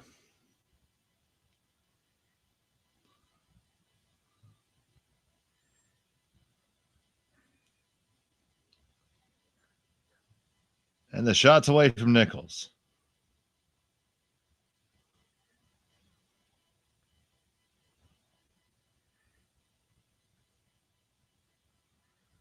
Trying to hold this one out hard. Now hopping in two for the weight. Over curling, so they're going to end up with that high shot, whether they want it or not. Yeah. Yeah, I don't think that's too bad. I think, that's kind of where I thought he might call it in the first place, but I did like the come around. I just didn't know if it would be one shot too early, but Now, is that the right shot for Korey now?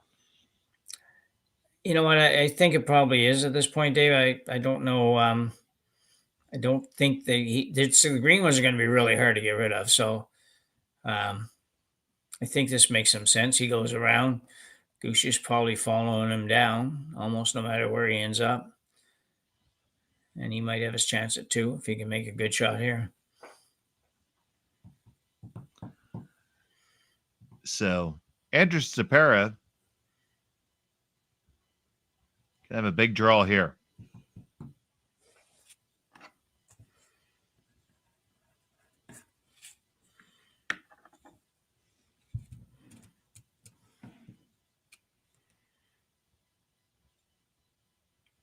Guys are working this really hard.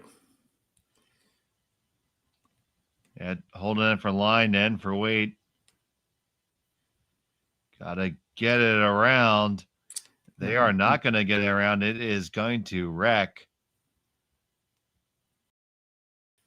Well, that's interesting now for Gushue. That certainly, if anything, helped him a little bit.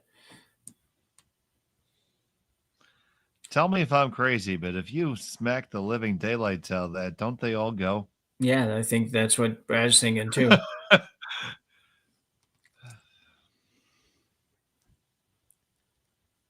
Certainly two of the yellows go, and it's just a matter of that back one. I think he'll catch that. I don't know for sure. You can see Mark's going to warm it up a little bit. It always seems something slightly illegal about that, but it's not. So anyway, yeah, this is going to be interesting. I'm just not sure how much of the back one he's going to get, but certainly the top one and the one right behind the green one are going to go, and he should be in a pretty decent position after this, I think. So Brad Gushue looking for the big shot here in the 7th. There you go. On the one, bang, bang, bang, and there they go. All the yellows explode away, and it's Gushue, line 3. Yeah, you'll see this come down, and really without the previous shot, you'd never have a chance to do this, but Brad throws it when he can smell an opportunity. He takes it almost every time, and all the yellows go, and nothing but green left.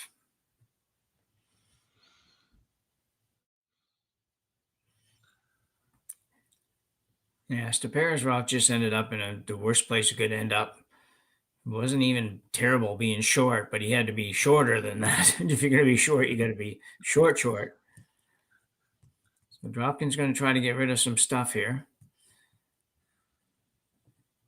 He can probably get rid of all but one, to be honest. I think he can hit the top green onto the green on the top of the 12-foot, which might make the double on the other one. So I could see that probably didn't make a lot of sense, but in my mind, it's perfect. So it's I think he can get rid of three of the 4. Yeah, I see a good possibility of 3 going here too. So Yeah. I might be crazy, but you're not. So we're in good shape. No, we're doing good. Here's Korey Dropkin with his first in the 7th. Trying to have an answer after Gushue laid a great one on him. On it, right out of his hand, holding the line. Yeah. You move 1, and that's all you move. Yeah, I think he was tight right off the start. So, well, quite a change here. It's pretty interesting. Gushue could make this really tough on Dropkin. You just go top button, don't you? Yeah, I think it's just that would make sense to me. I just say he was looking a little bit at a tap kind of shot, but I don't know. Not sure why you do that.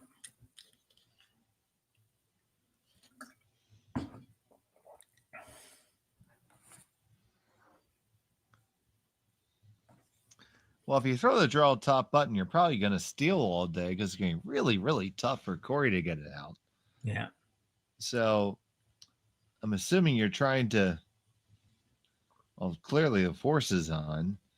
Yeah, the only thing I can think that he's looking at it all is to try to kind of widen out the wall, if you will, and just kind of tap one and roll over a little bit, just make that shot even that much harder. But I think, with the draw weight that Brad usually has, it's, he's gonna make it pretty tough. You just get it in there anywhere, not anywhere, but behind the guards. But I think it's going to be a really hard shot for Korey Dropkin.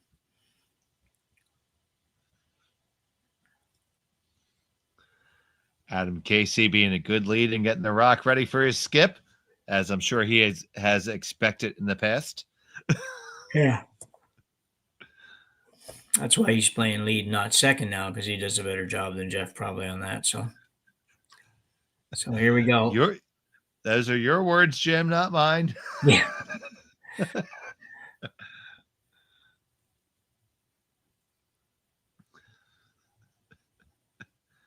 Brad Gushue with his final stone in the 7th.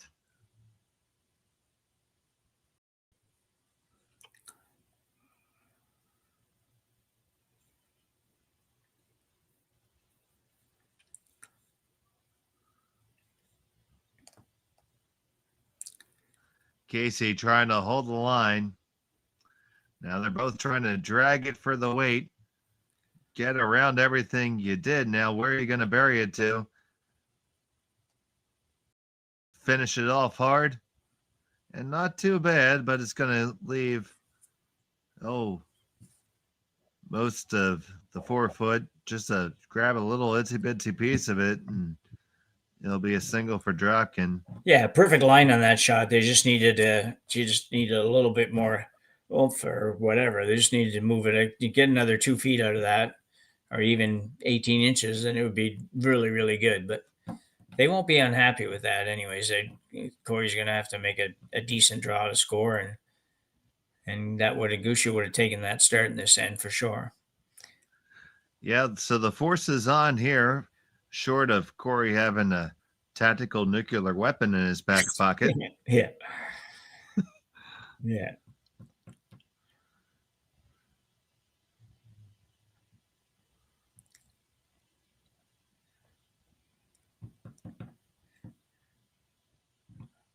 These aren't gimmies because the ice curls so much that you gotta go out there quite a ways to be sure to clear that pile of rocks at the front. And they are going through the right process there, making sure that they talk about the speed, because it's been a minute since Korey's thrown a draw. Yeah. Final stone at number 7 for Korey Dropkin, looking for a single. Just needs to grab a touch of the 4-foot. It looks pretty good. They're getting a little more serious about sweeping it here. As long as it gets around, it should be okay. And it certainly is. So it's a single point for Korey Dropkin. He leads by a score of 4-3 after 7. Brad Gushue will have the hammer when we come back.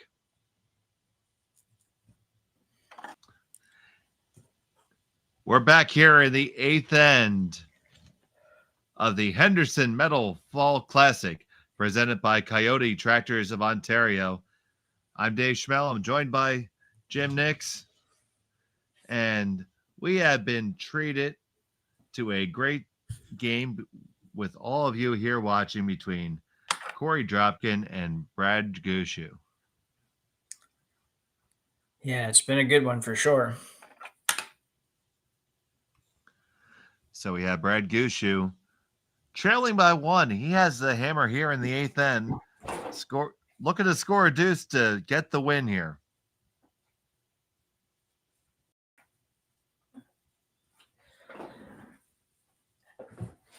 Yeah, and there's no doubt that Brad will be looking 100% for the deuce. He won't be satisfied with a single unless he absolutely has to on the last shot. But seen enough to see these guys play that they're going to throw whatever it takes on that last one to get 2. A little wobble there, but a good recovery.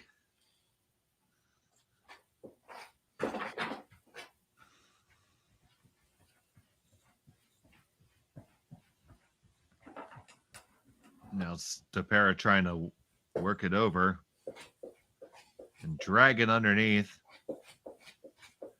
Get it all the way under. Gonna get it about half under. Still visible for Brad Gushue and his squad. Yeah, the other option for Dropkin there was to throw up another guard. Just be, in a tie game, I think you're throwing up another guard for sure. Being up 1, perhaps he feels he's comfortable throwing that one in.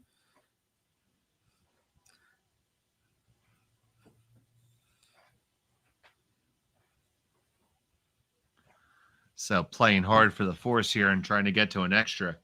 Yeah.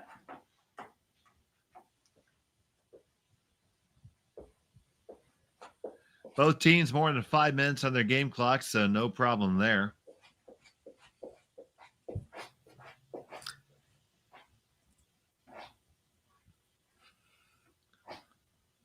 You see Korey adding to the stack. We've seen this script played a few times this game.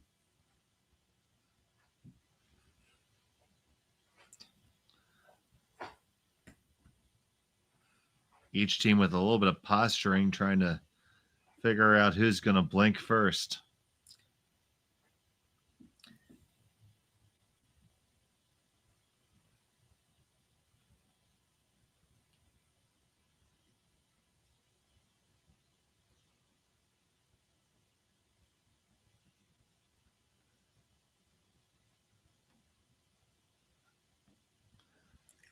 This one does not make it around the guard.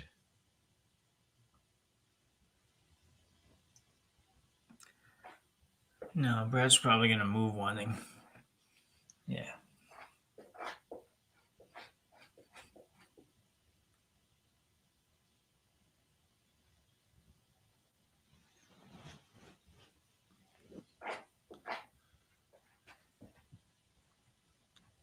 Are you looking to leave your shooter here someplace or just more of a straight peel? No, I think you're looking to leave the shooter right there. It's being a good spot for you. It's very close to the rings, and your green one's on top of the yellow one in behind, so just sit it right there. It's perfect. This one's crawling up a good deal. It's going to move them both. Whether you want to or not, they're both gone. Yeah, I think that's exactly what they were playing. I don't think it was there you go. Okay.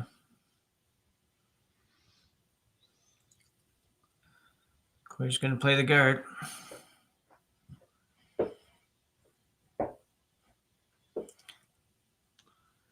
So I'm assuming you want to drop this as long as you possibly can. Yeah, I think it's I would consider probably like a halfway kind of shot, something like that. Oh, going to have a chat.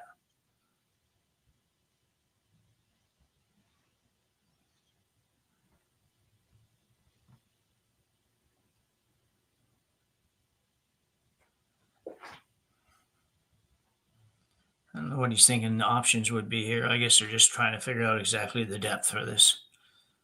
And a good idea. It's going to be important.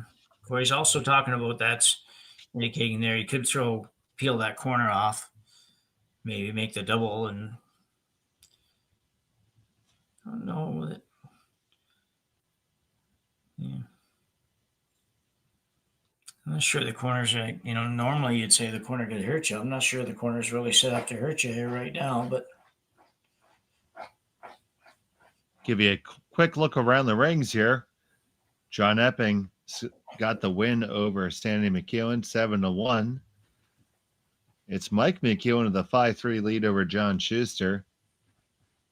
Morizumi, a 7-2 win over Brad Jacobs. Maeda holds a 8-5 advantage in the eighth end over Simmons. And Abi did defeat Kevin Kioti by a score of 8-3. So some good teams having a tough weekend here, but that's what happens when the good teams are also playing good teams. So yeah, we got 28 pretty good teams here, buddy. Yeah, exactly. What's it they say in the NFL? The other guys get paid too? Yeah.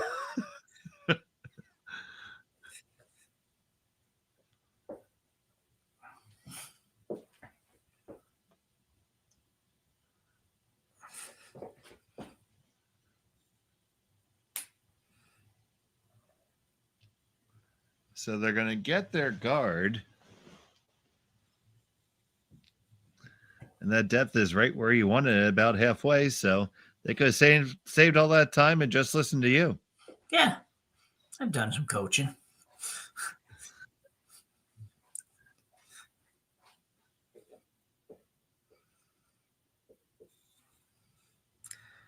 These ends get so complicated, though. They're tough.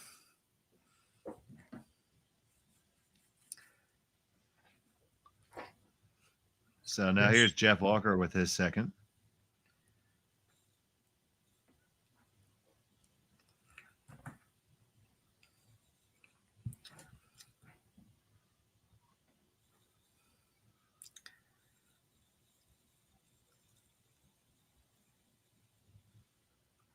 Casey trying to scrub it over, both of them, and they do split their own onto the rings there.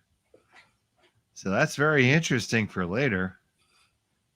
Yeah, that was an interesting call. I don't think I would have thought of that. That's you'll see him going and playing a little split here just to move the green ones out of the way and to give you something to come off later. So now you're sitting number 2, number 3, number 4.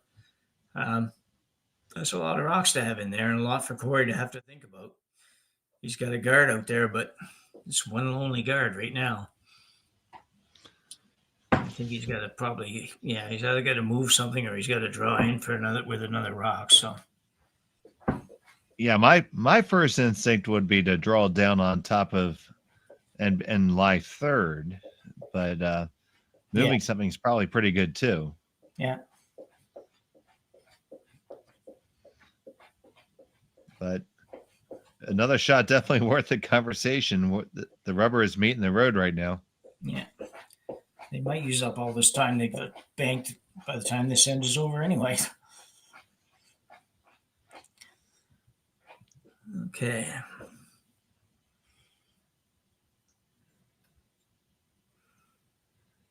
So here's Ste.Marie.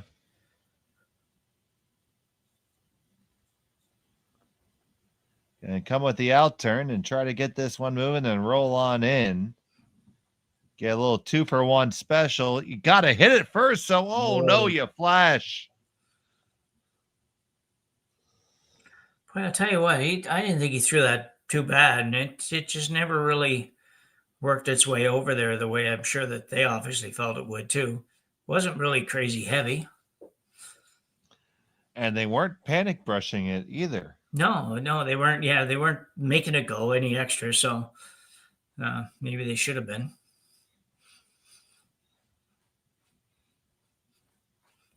So now opportunity knocking for Gushue for sure.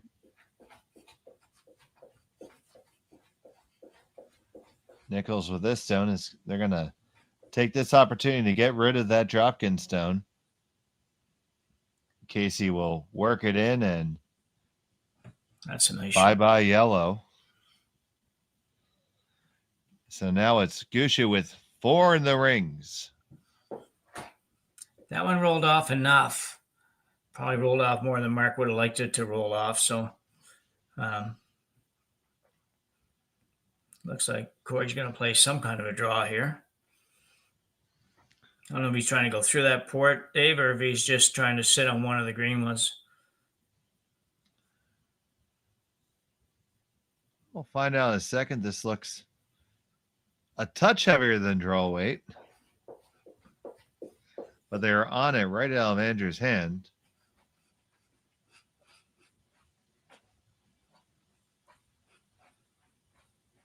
And they are going to come down to the shot rock and move it just a skosh and leave themselves in a pretty decent spot. Yeah, that's a good spot. Another timeout, maybe? It looks like Brad just called timeout here. Dropkin has about 1:30 on the clock the last time I looked at it. So they should have one timeout left as well. Yeah, I think you're right. Yeah.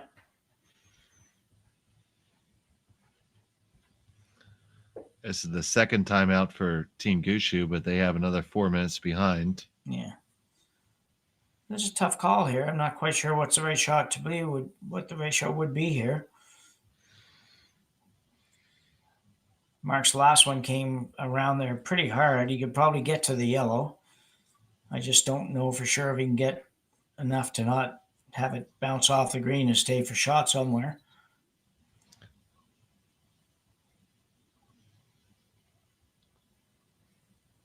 I suppose you could draw around the outturn side. Yeah, you could, yeah. But then you're leaving the yellow for Korey, which is not probably the preferred thing. Well, which is why that yellow is in a good spot right now. Yeah, oh yeah, for sure. It's a great spot.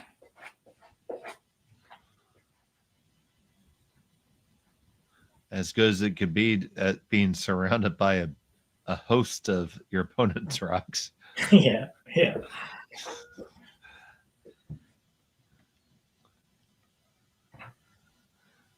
They seem to have settled on a quietish tap and move. Oh, he's going to go this way? Oh, okay. Yeah. So you're going to see Nichols come here on the out-turn side and raise his own onto the Yellowstone of Korey Dropkin and try to push it through the rings.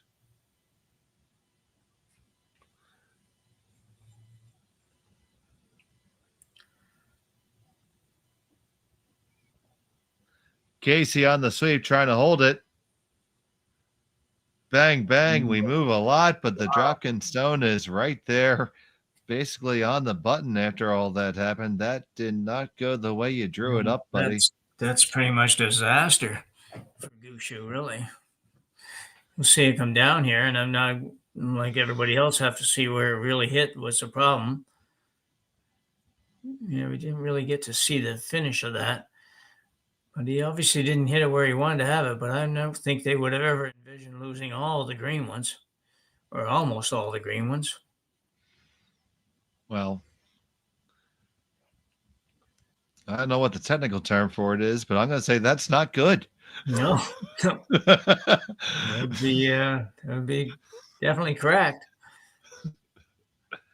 So I do believe that, yeah, timeout's been called by Team Dropkin, and coach is out there with them. Yeah, their last timeout was at the other end. The coach didn't get to have any input at all. So he got to look, though. Yeah. I mean, I don't see.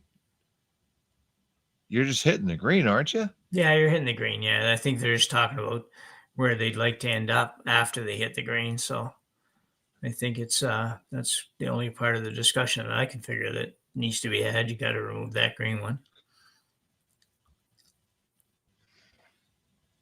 So where do you think it goes? Well, I think they indicated they want to roll to the other side of center, which would be probably top 4 foot, something like that.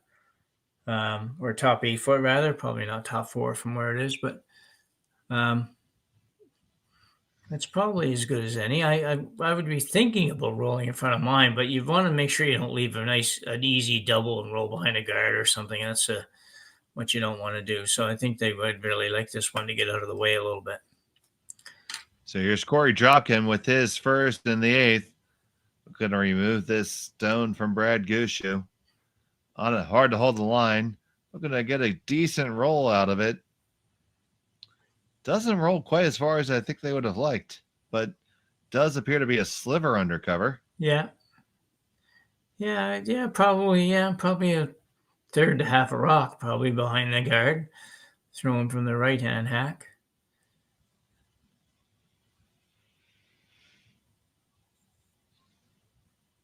So if you're Gushue here, have you given up on trying to score 2, or?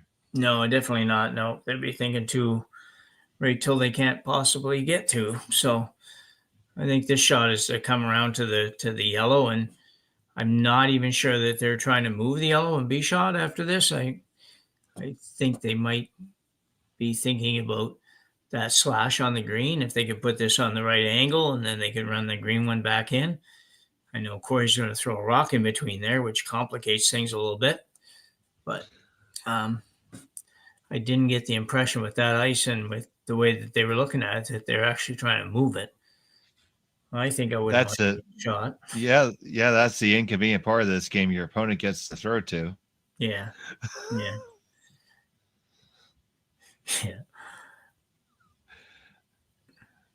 So here's Brad Gushue with his first in the 8th.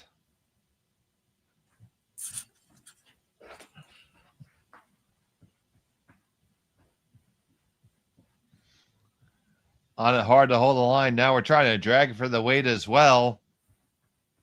Got to get past that guard. Past the guard. Oh, you never did. And you left it high. Oh, my. It's still Dropkin sitting 1-2. Yeah, that wasn't certainly was not part of the plan for sure.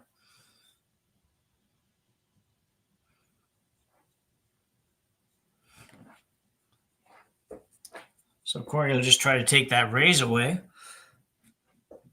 and force Brad to maybe, if he has enough room, to go around on the out turn and get a piece of the button. It's there. He's done it before, and he's going to have to do it again, it looks like. So the guard upcoming from Korey Dropkin here.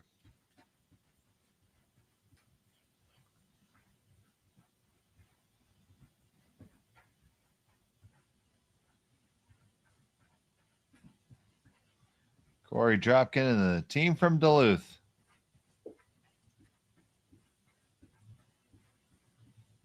With their final in the 8th, looking to lock it down to force Gushue to a really tough draw. Want to get it to just the right spot. Bring it up there and drop it right there, guys. There you go.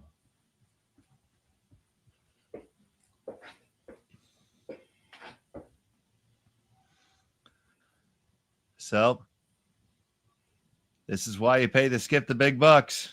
Yeah. Put it on the lid, Skipper. Not much to talk about in this one either. It's pretty well predetermined before Korey's rock even stopped what he was going to have to do, what Brad was going to have to do. So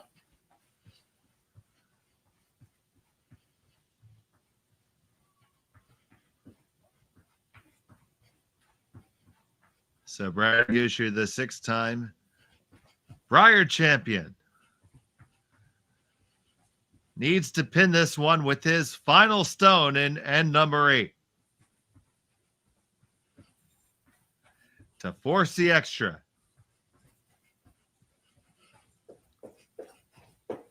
Walker and Casey on the brush. Gauging the weight. Past the guard, no problem. Now, do you get past the second one? No problem, too. Now, is the weight perfect? Is it perfect? Is it going to stay there? Wow. Will it park it there? Yes! You get that single, and what a fantastic draw by the champion there. And we're going to have bonus curling coming here from Sault Ste. Marie right after this. You're watching Curling Stadium.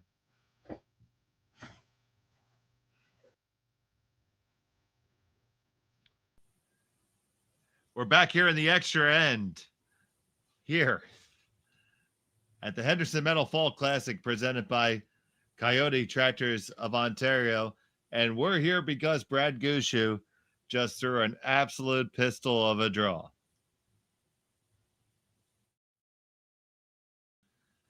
And here's another look at it.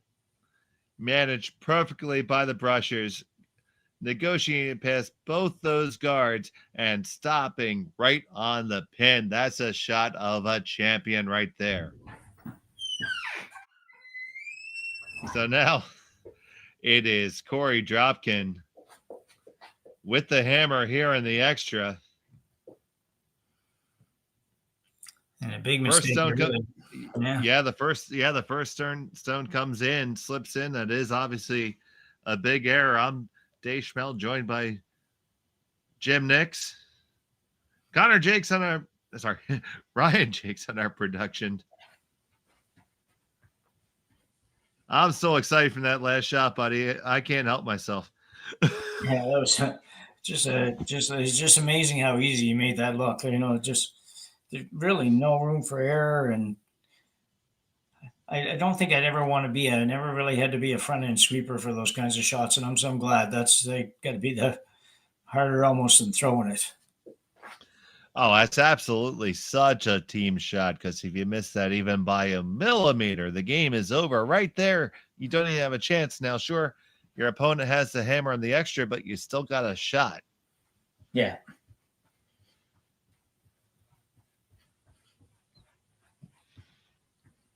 That guard does go up. Now, not touching the center line, so you could tick that if you want it. And yeah, I do think that's what Korey's calling.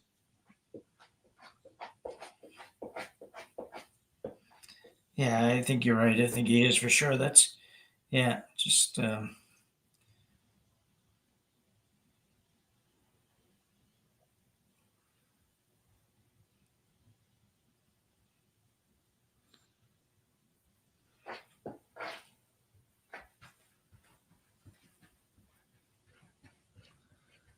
This is here, and Gushue's going to see if he can get to that center line. He does, and it's going to have to go on back.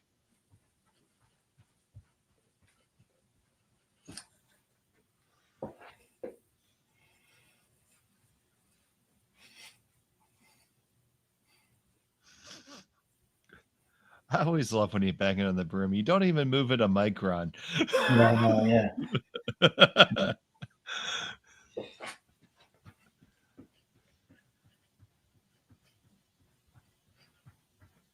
That's a big break for Gushue, though. Yeah, absolutely, because that first guard did slip in, and if they had been left without any guards, that would have been terribly unfortunate. Yeah. And uninteresting for us. And it is all about us, Jim. So here's Jeff Walker. They're going to lay up another guard. We're going to see this for a while.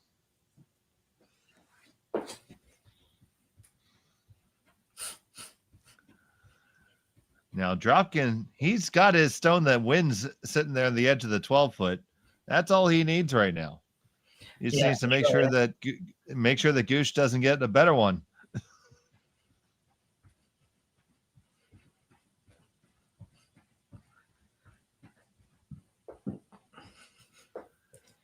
And now, of course, we're past the free guard zone, stone number 6 here. We can peel away. And with that being off the center line, the angles exist. And there goes 1, 2. Jams on their own, but good night, nurse. It just cleared them all off. Yeah, not much to work with now. You'll see this one come down, just hitting this is pretty much the exact right spot. Almost didn't curl enough for him, but just came up. A little unlucky over there, but again, not something that really should be a factor. So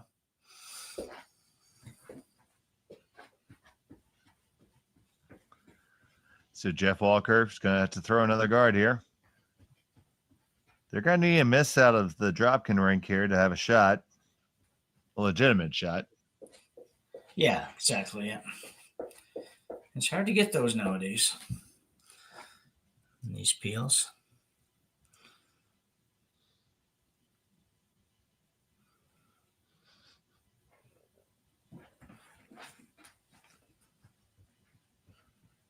Peel attempt forthcoming.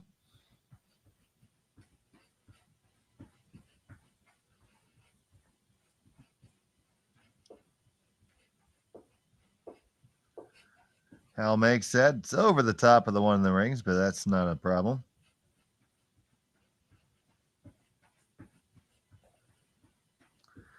Now you see Brad motion to a little bit of a different spot here on the ice.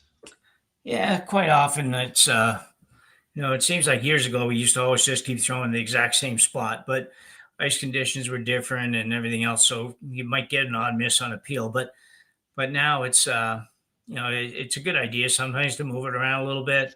Don't get too hung up on whether or not you're going to be guarding the exact button, because you need to get something and make the other team think a little bit, maybe get a little bit of a half miss even somewhere here. Because right now the best guard available for Gushue to use is that Dropkin one that's hanging on to the 12-foot, and that's not much of an Alamo to defend. No, you're right. That's not a big helper. This is close, but over the top as well, but a peel made by Ste.Marie.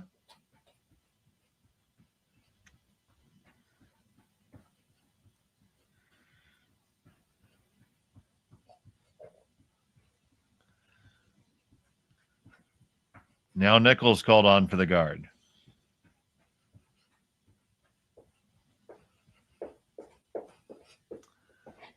First reaction is that this one has plenty.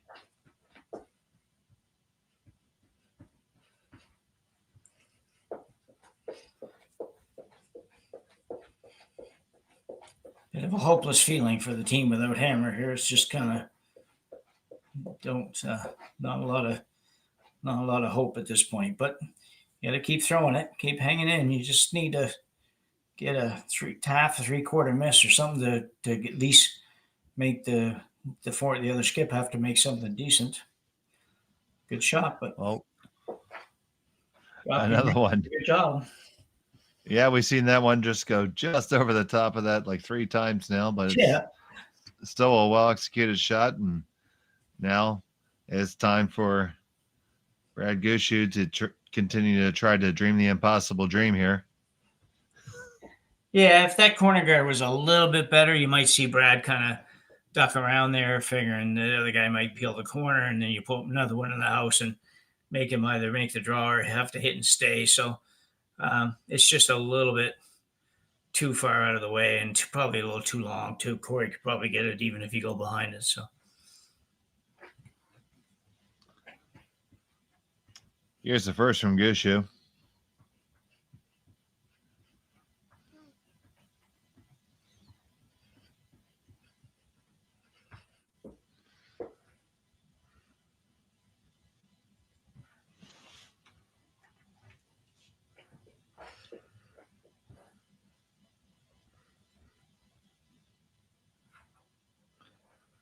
It's there just a little bit further than halfway. The broom goes right on down, and Dropkin's going to try to dispatch it.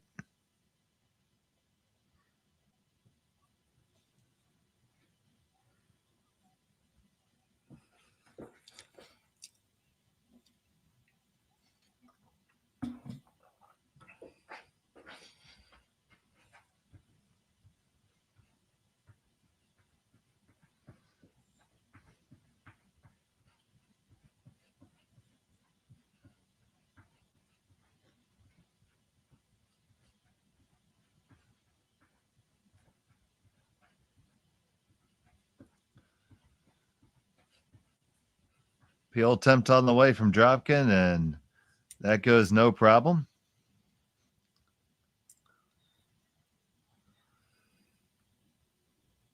And now you see Gushue is going to put it right on the edge of the 8. Yeah, it's one of those sort of, like you say, the corner guard's a little too far over for it, but all you can do is sort of maybe tease a little bit and hope the guy maybe goes after it and rolls out, maybe. And get an extra end. Yeah, exactly, yeah. That's why I don't think I would want to completely bury this. I'd rather have him have to think about and maybe play the hit than just draw on the 12-foot to beat me. So both skips have been so good today that it's going to be pretty hard to get a miss out of Korey anyways on this one, I think. He had one miss earlier, but that's about all he's had. I'll tell you what, Jim, we've been treated to some real shot making in this game. Yeah, it's been a dandy. It's been a really good game. It's unfortunate that one of these teams is going to drop down to the C division, really. I agree. This has certainly been the best game I've called this weekend. Yeah.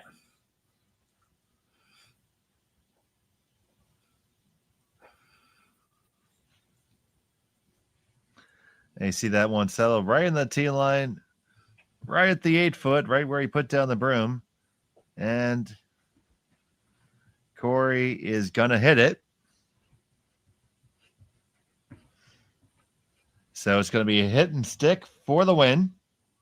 They better do that housekeeping and don't ever want that to pick. That would be terrible. Yeah, for sure, yeah. So Korey Dropkin ready for his final in the extra.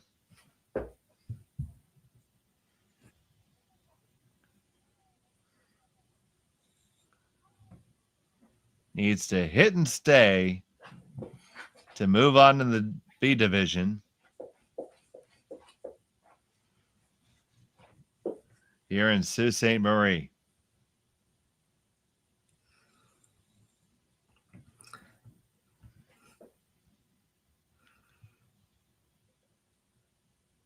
Final stone of the 9th on the way. Fenner just a heavy clean. Now trying to hold it to keep it around. Hold it to keep it around. You got to keep it around. Keep it around. Oh, you don't want to roll out. And you do. And we're going to go to an extra, and it's super bonus curling here on Curling Stadium. Yeah. We'll be back from Sault Ste.Marie right after this.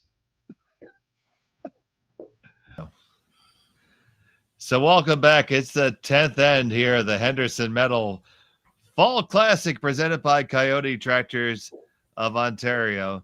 That's right. Don't adjust your screens. It is the 10th end. We are playing an extra end because unfortunately on a hit and stick attempt, Korey Dropkin made the takeout but rolled out of the house. So he retains the hammer here in end number 10.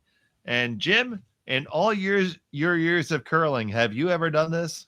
I don't. I was just saying, I don't think I have. I think it's, going way back to junior perhaps, but I don't think I've ever played a double extra hand. It's not really, really, really uncommon at the levels that I played at, but certainly here, you don't see it very often. And you were mentioning, especially because of the new rules that are in play now. Well, exactly, yeah, because there's usually just more rocks around than you can get rid of, so it turns into a little bit more of a match, a chess match, and whatever. But there's a better effort by Adam Casey, two much better rocks than he threw in the last end, so that's going to force Korey to not be able to do much with them. Yeah, so now we do have those double centers up. Dropkin with one on the forefoot, and game on.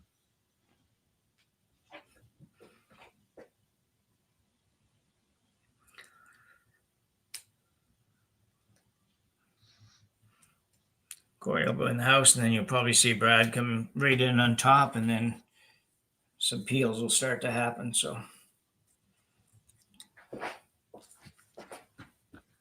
I'll tell you how rare this is in terms of curling, or at least curling stadium history. Our scoreboard software is not set up to accept this. Oh, really? Yeah.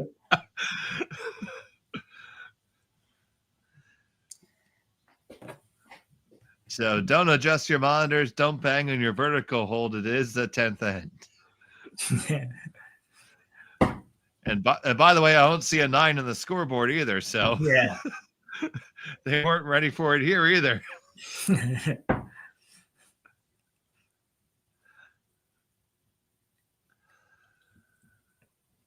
Adam Casey doing what he's done all night, sweep. He's done a lot of sweeping tonight, Adam has. Yeah. Adam's trying to prove you wrong that skips can't sweep. Yeah. I think they would have got getting a hair more curl out of that one. But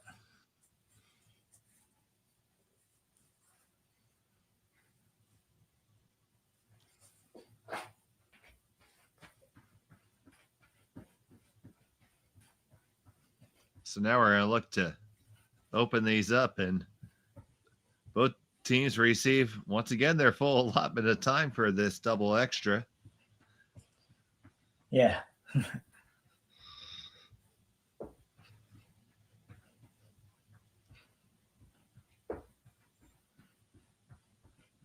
Just a straight peel there. So Gushue electing to come on in at this point.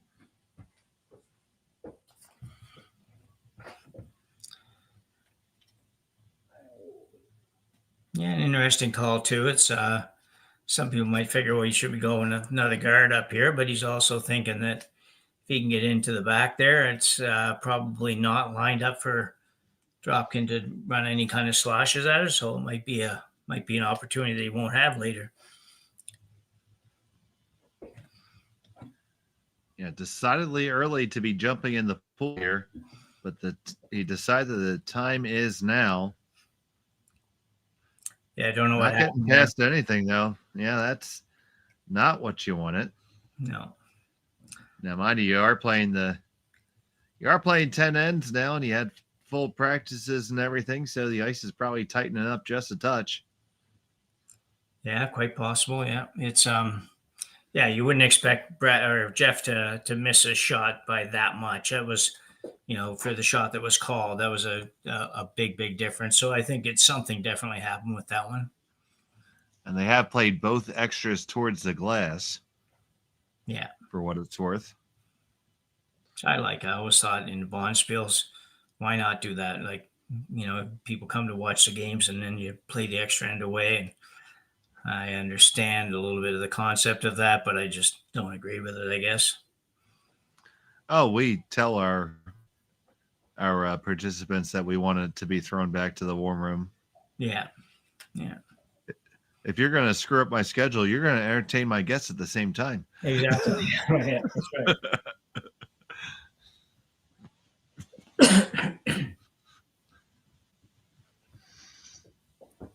I assume each team gets one timeout in the extra ends, or in the in the extra ends. I think that's the way they usually do it. That is the standard practice. I've had the pleasure of timing a few competitive events.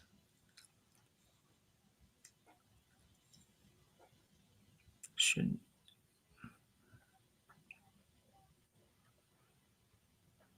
By the way, thank you to anyone who ever does time at a bonspiel. It is not as easy as it looks. You have to stay really focused. You can't even think about the strategy. So the guard's going to come up here again from Brad Gushue. Hey, there we go. We figured it out. 10th end.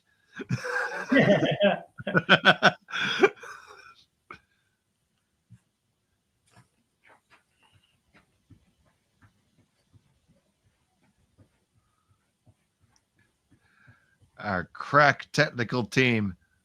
There's nothing that we can't do.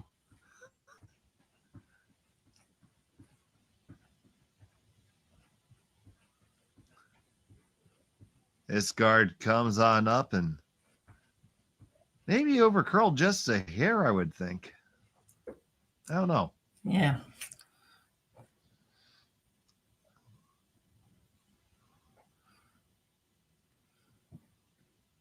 Going to give Korey an opportunity to move a lot of granite. And here comes Ste.Marie trying to do just that. The big heater coming down the middle. Slips past the one in the rings. It's going to just remove the single one. And another guard's going to have to come up from Team Gushue. Yeah, and I would agree with your earlier comment that I think these guards are just coming just a little bit tight.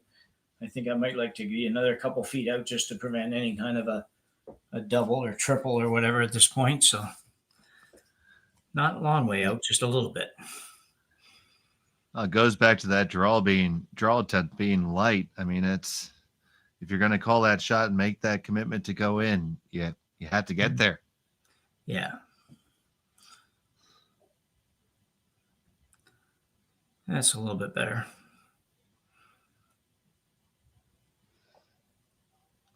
Yeah, this will likely just be a straight peel. No thought of even trying to catch something on the way by. No.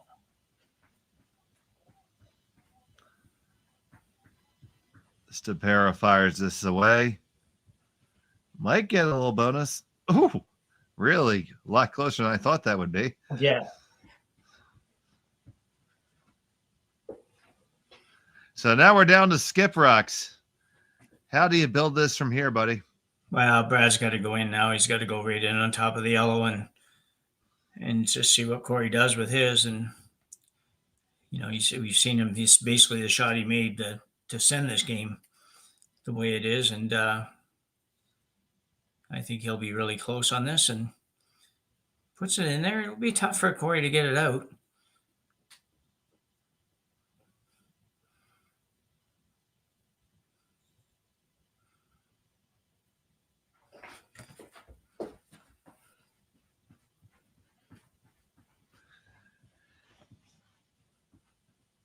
Brad Gushue with his first and the second extra.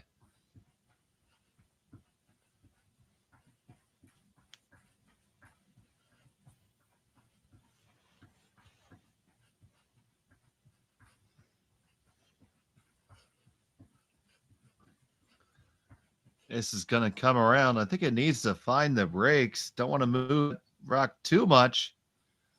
Pretty good indeed. Yeah, Does pretty look darn like the good shot. Yeah. You can see here, right? The boys are just kind of keeping it clean and making sure nothing happens to it because the weight's just perfect. And he seals it on there pretty good. I might have been looking for another inch of curl, but that's pretty darn good. Now it does look like the pinhole is available. Maybe we can get the dead overhead. Yeah, you can get right to the pin. Do you go there now, or do you try to make hay and move a lot and open it up? No, I'm going there right now. I think it's I don't know that you can get any more than just those top two out or the back yellow out. I don't know if the green will go or not, but you're not going to get rid of everything. And I don't really want to let Gushue throw that same shot again. Looks like he's playing kind of an in-between shot. Probably I don't know, a hacker board weight shot maybe. It doesn't have a ton of ice. If he can get right to the nose with this weight even, he'll be okay. He's just going to end up doing the same thing as making a perfect freeze. I guess probably a little more margin of error going this route. Yeah, maybe a little bit. But if you hit, the problem with this that I see is if he rolls off just even a little tiny bit, Brad might be able to put the next one in a place that's impossible for him to get it out. So he's not throwing it very hard. So maybe it's maybe they just approach the shot different than Gushue got to here with ice out in the middle of the 12-foot. They're trying to hold it. This is not going to get there. This is going to over curl. And it does wreck and open things up. So you're in a pickle now if you're Korey Dropkin, I would think. And timeout is called by Team Gushue. Yeah, going to take a minute for them to sort this one out, figure out what's the best option here.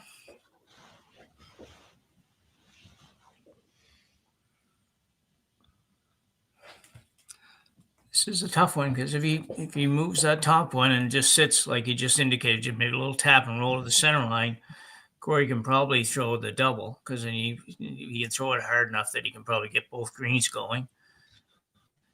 Can't really play the double and the two yellows. You could, but you're going to leave the back one wide open. So I think he's forced into playing some kind of a draw here. Could come down, freeze right to his own, but I think the yellow is in the way enough that you might just set up a fairly easy double, to be honest.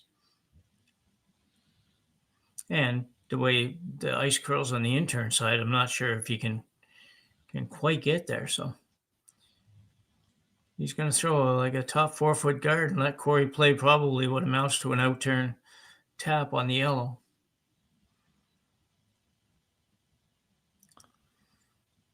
So line shot just behind the pinhole is Brad Gushue trying to find a way to cement this steal to win in the double extra.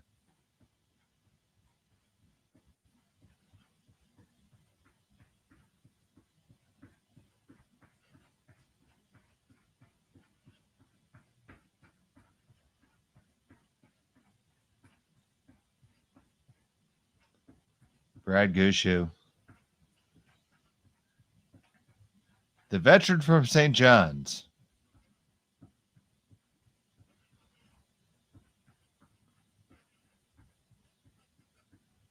With this final in the 10th.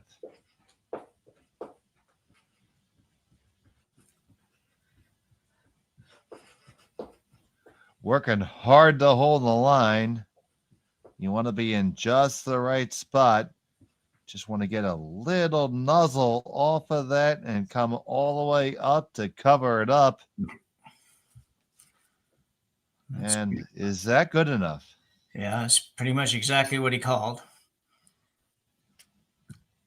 It does leave Korey, I think, a reasonably makeable shot, assuming, like you say, assuming we're right on the fact that if he just comes up against the green one, that he would be shot and would cover a little bit of the hole. But it doesn't look like they think that's the case, though, Dave. Because that would seem like Jacques' choice, I think. Absolutely. We'll see how tight we can get to this one. Move, Andrew.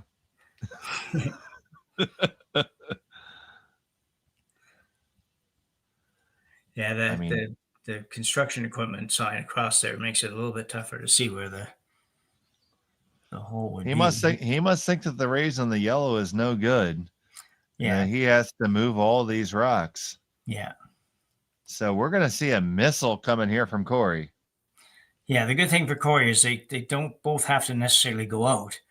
They have to get one of them out, but just because it's going to automatically get one, but they can at least bounce to the sides, and something might stay, but he still might end up with shot rock because you got lots of yellow ones. So Korey Dropkin with the final stone in the double extra. Gonna have to remove this one off the button, and he's gonna need a ton of weight to do it. On the way, trying to hold the line. Can't overcurl. If you overcurl, it's gonna jam all day. Oh, and it does, and it's a win for Brad Gushue and a steal of one. And they will defeat Korey Dropkin by a score of 5-4 in a double extra end. And Jim, what a match we just got to see. Yeah, that was a wild and woolly one. It was certainly a very good curling game. A lot of really good shots, and by both teams, and both skips in particular, I thought played tremendously. Just a treat to watch that one, even if we had to go 12 ends or 10 ends to watch it. So, yeah, good effort by both teams, but Gushue's got to be a little relieved to be staying in the B side. So. Absolutely. I mean, that was just a game of shot making by both squads and a real treat. And we are thrilled that you were able to join us here on Curling Stadium. And stay tuned. We have lots of action for you the rest of the weekend here from the Henderson Meadow Fall Classic, presented by Kioti Tractors of Ontario. But for right now, for Jim Nix, Ryan Jakes the Snake, I'm Dave Schmel. We thank you so much for watching us. Have a good night.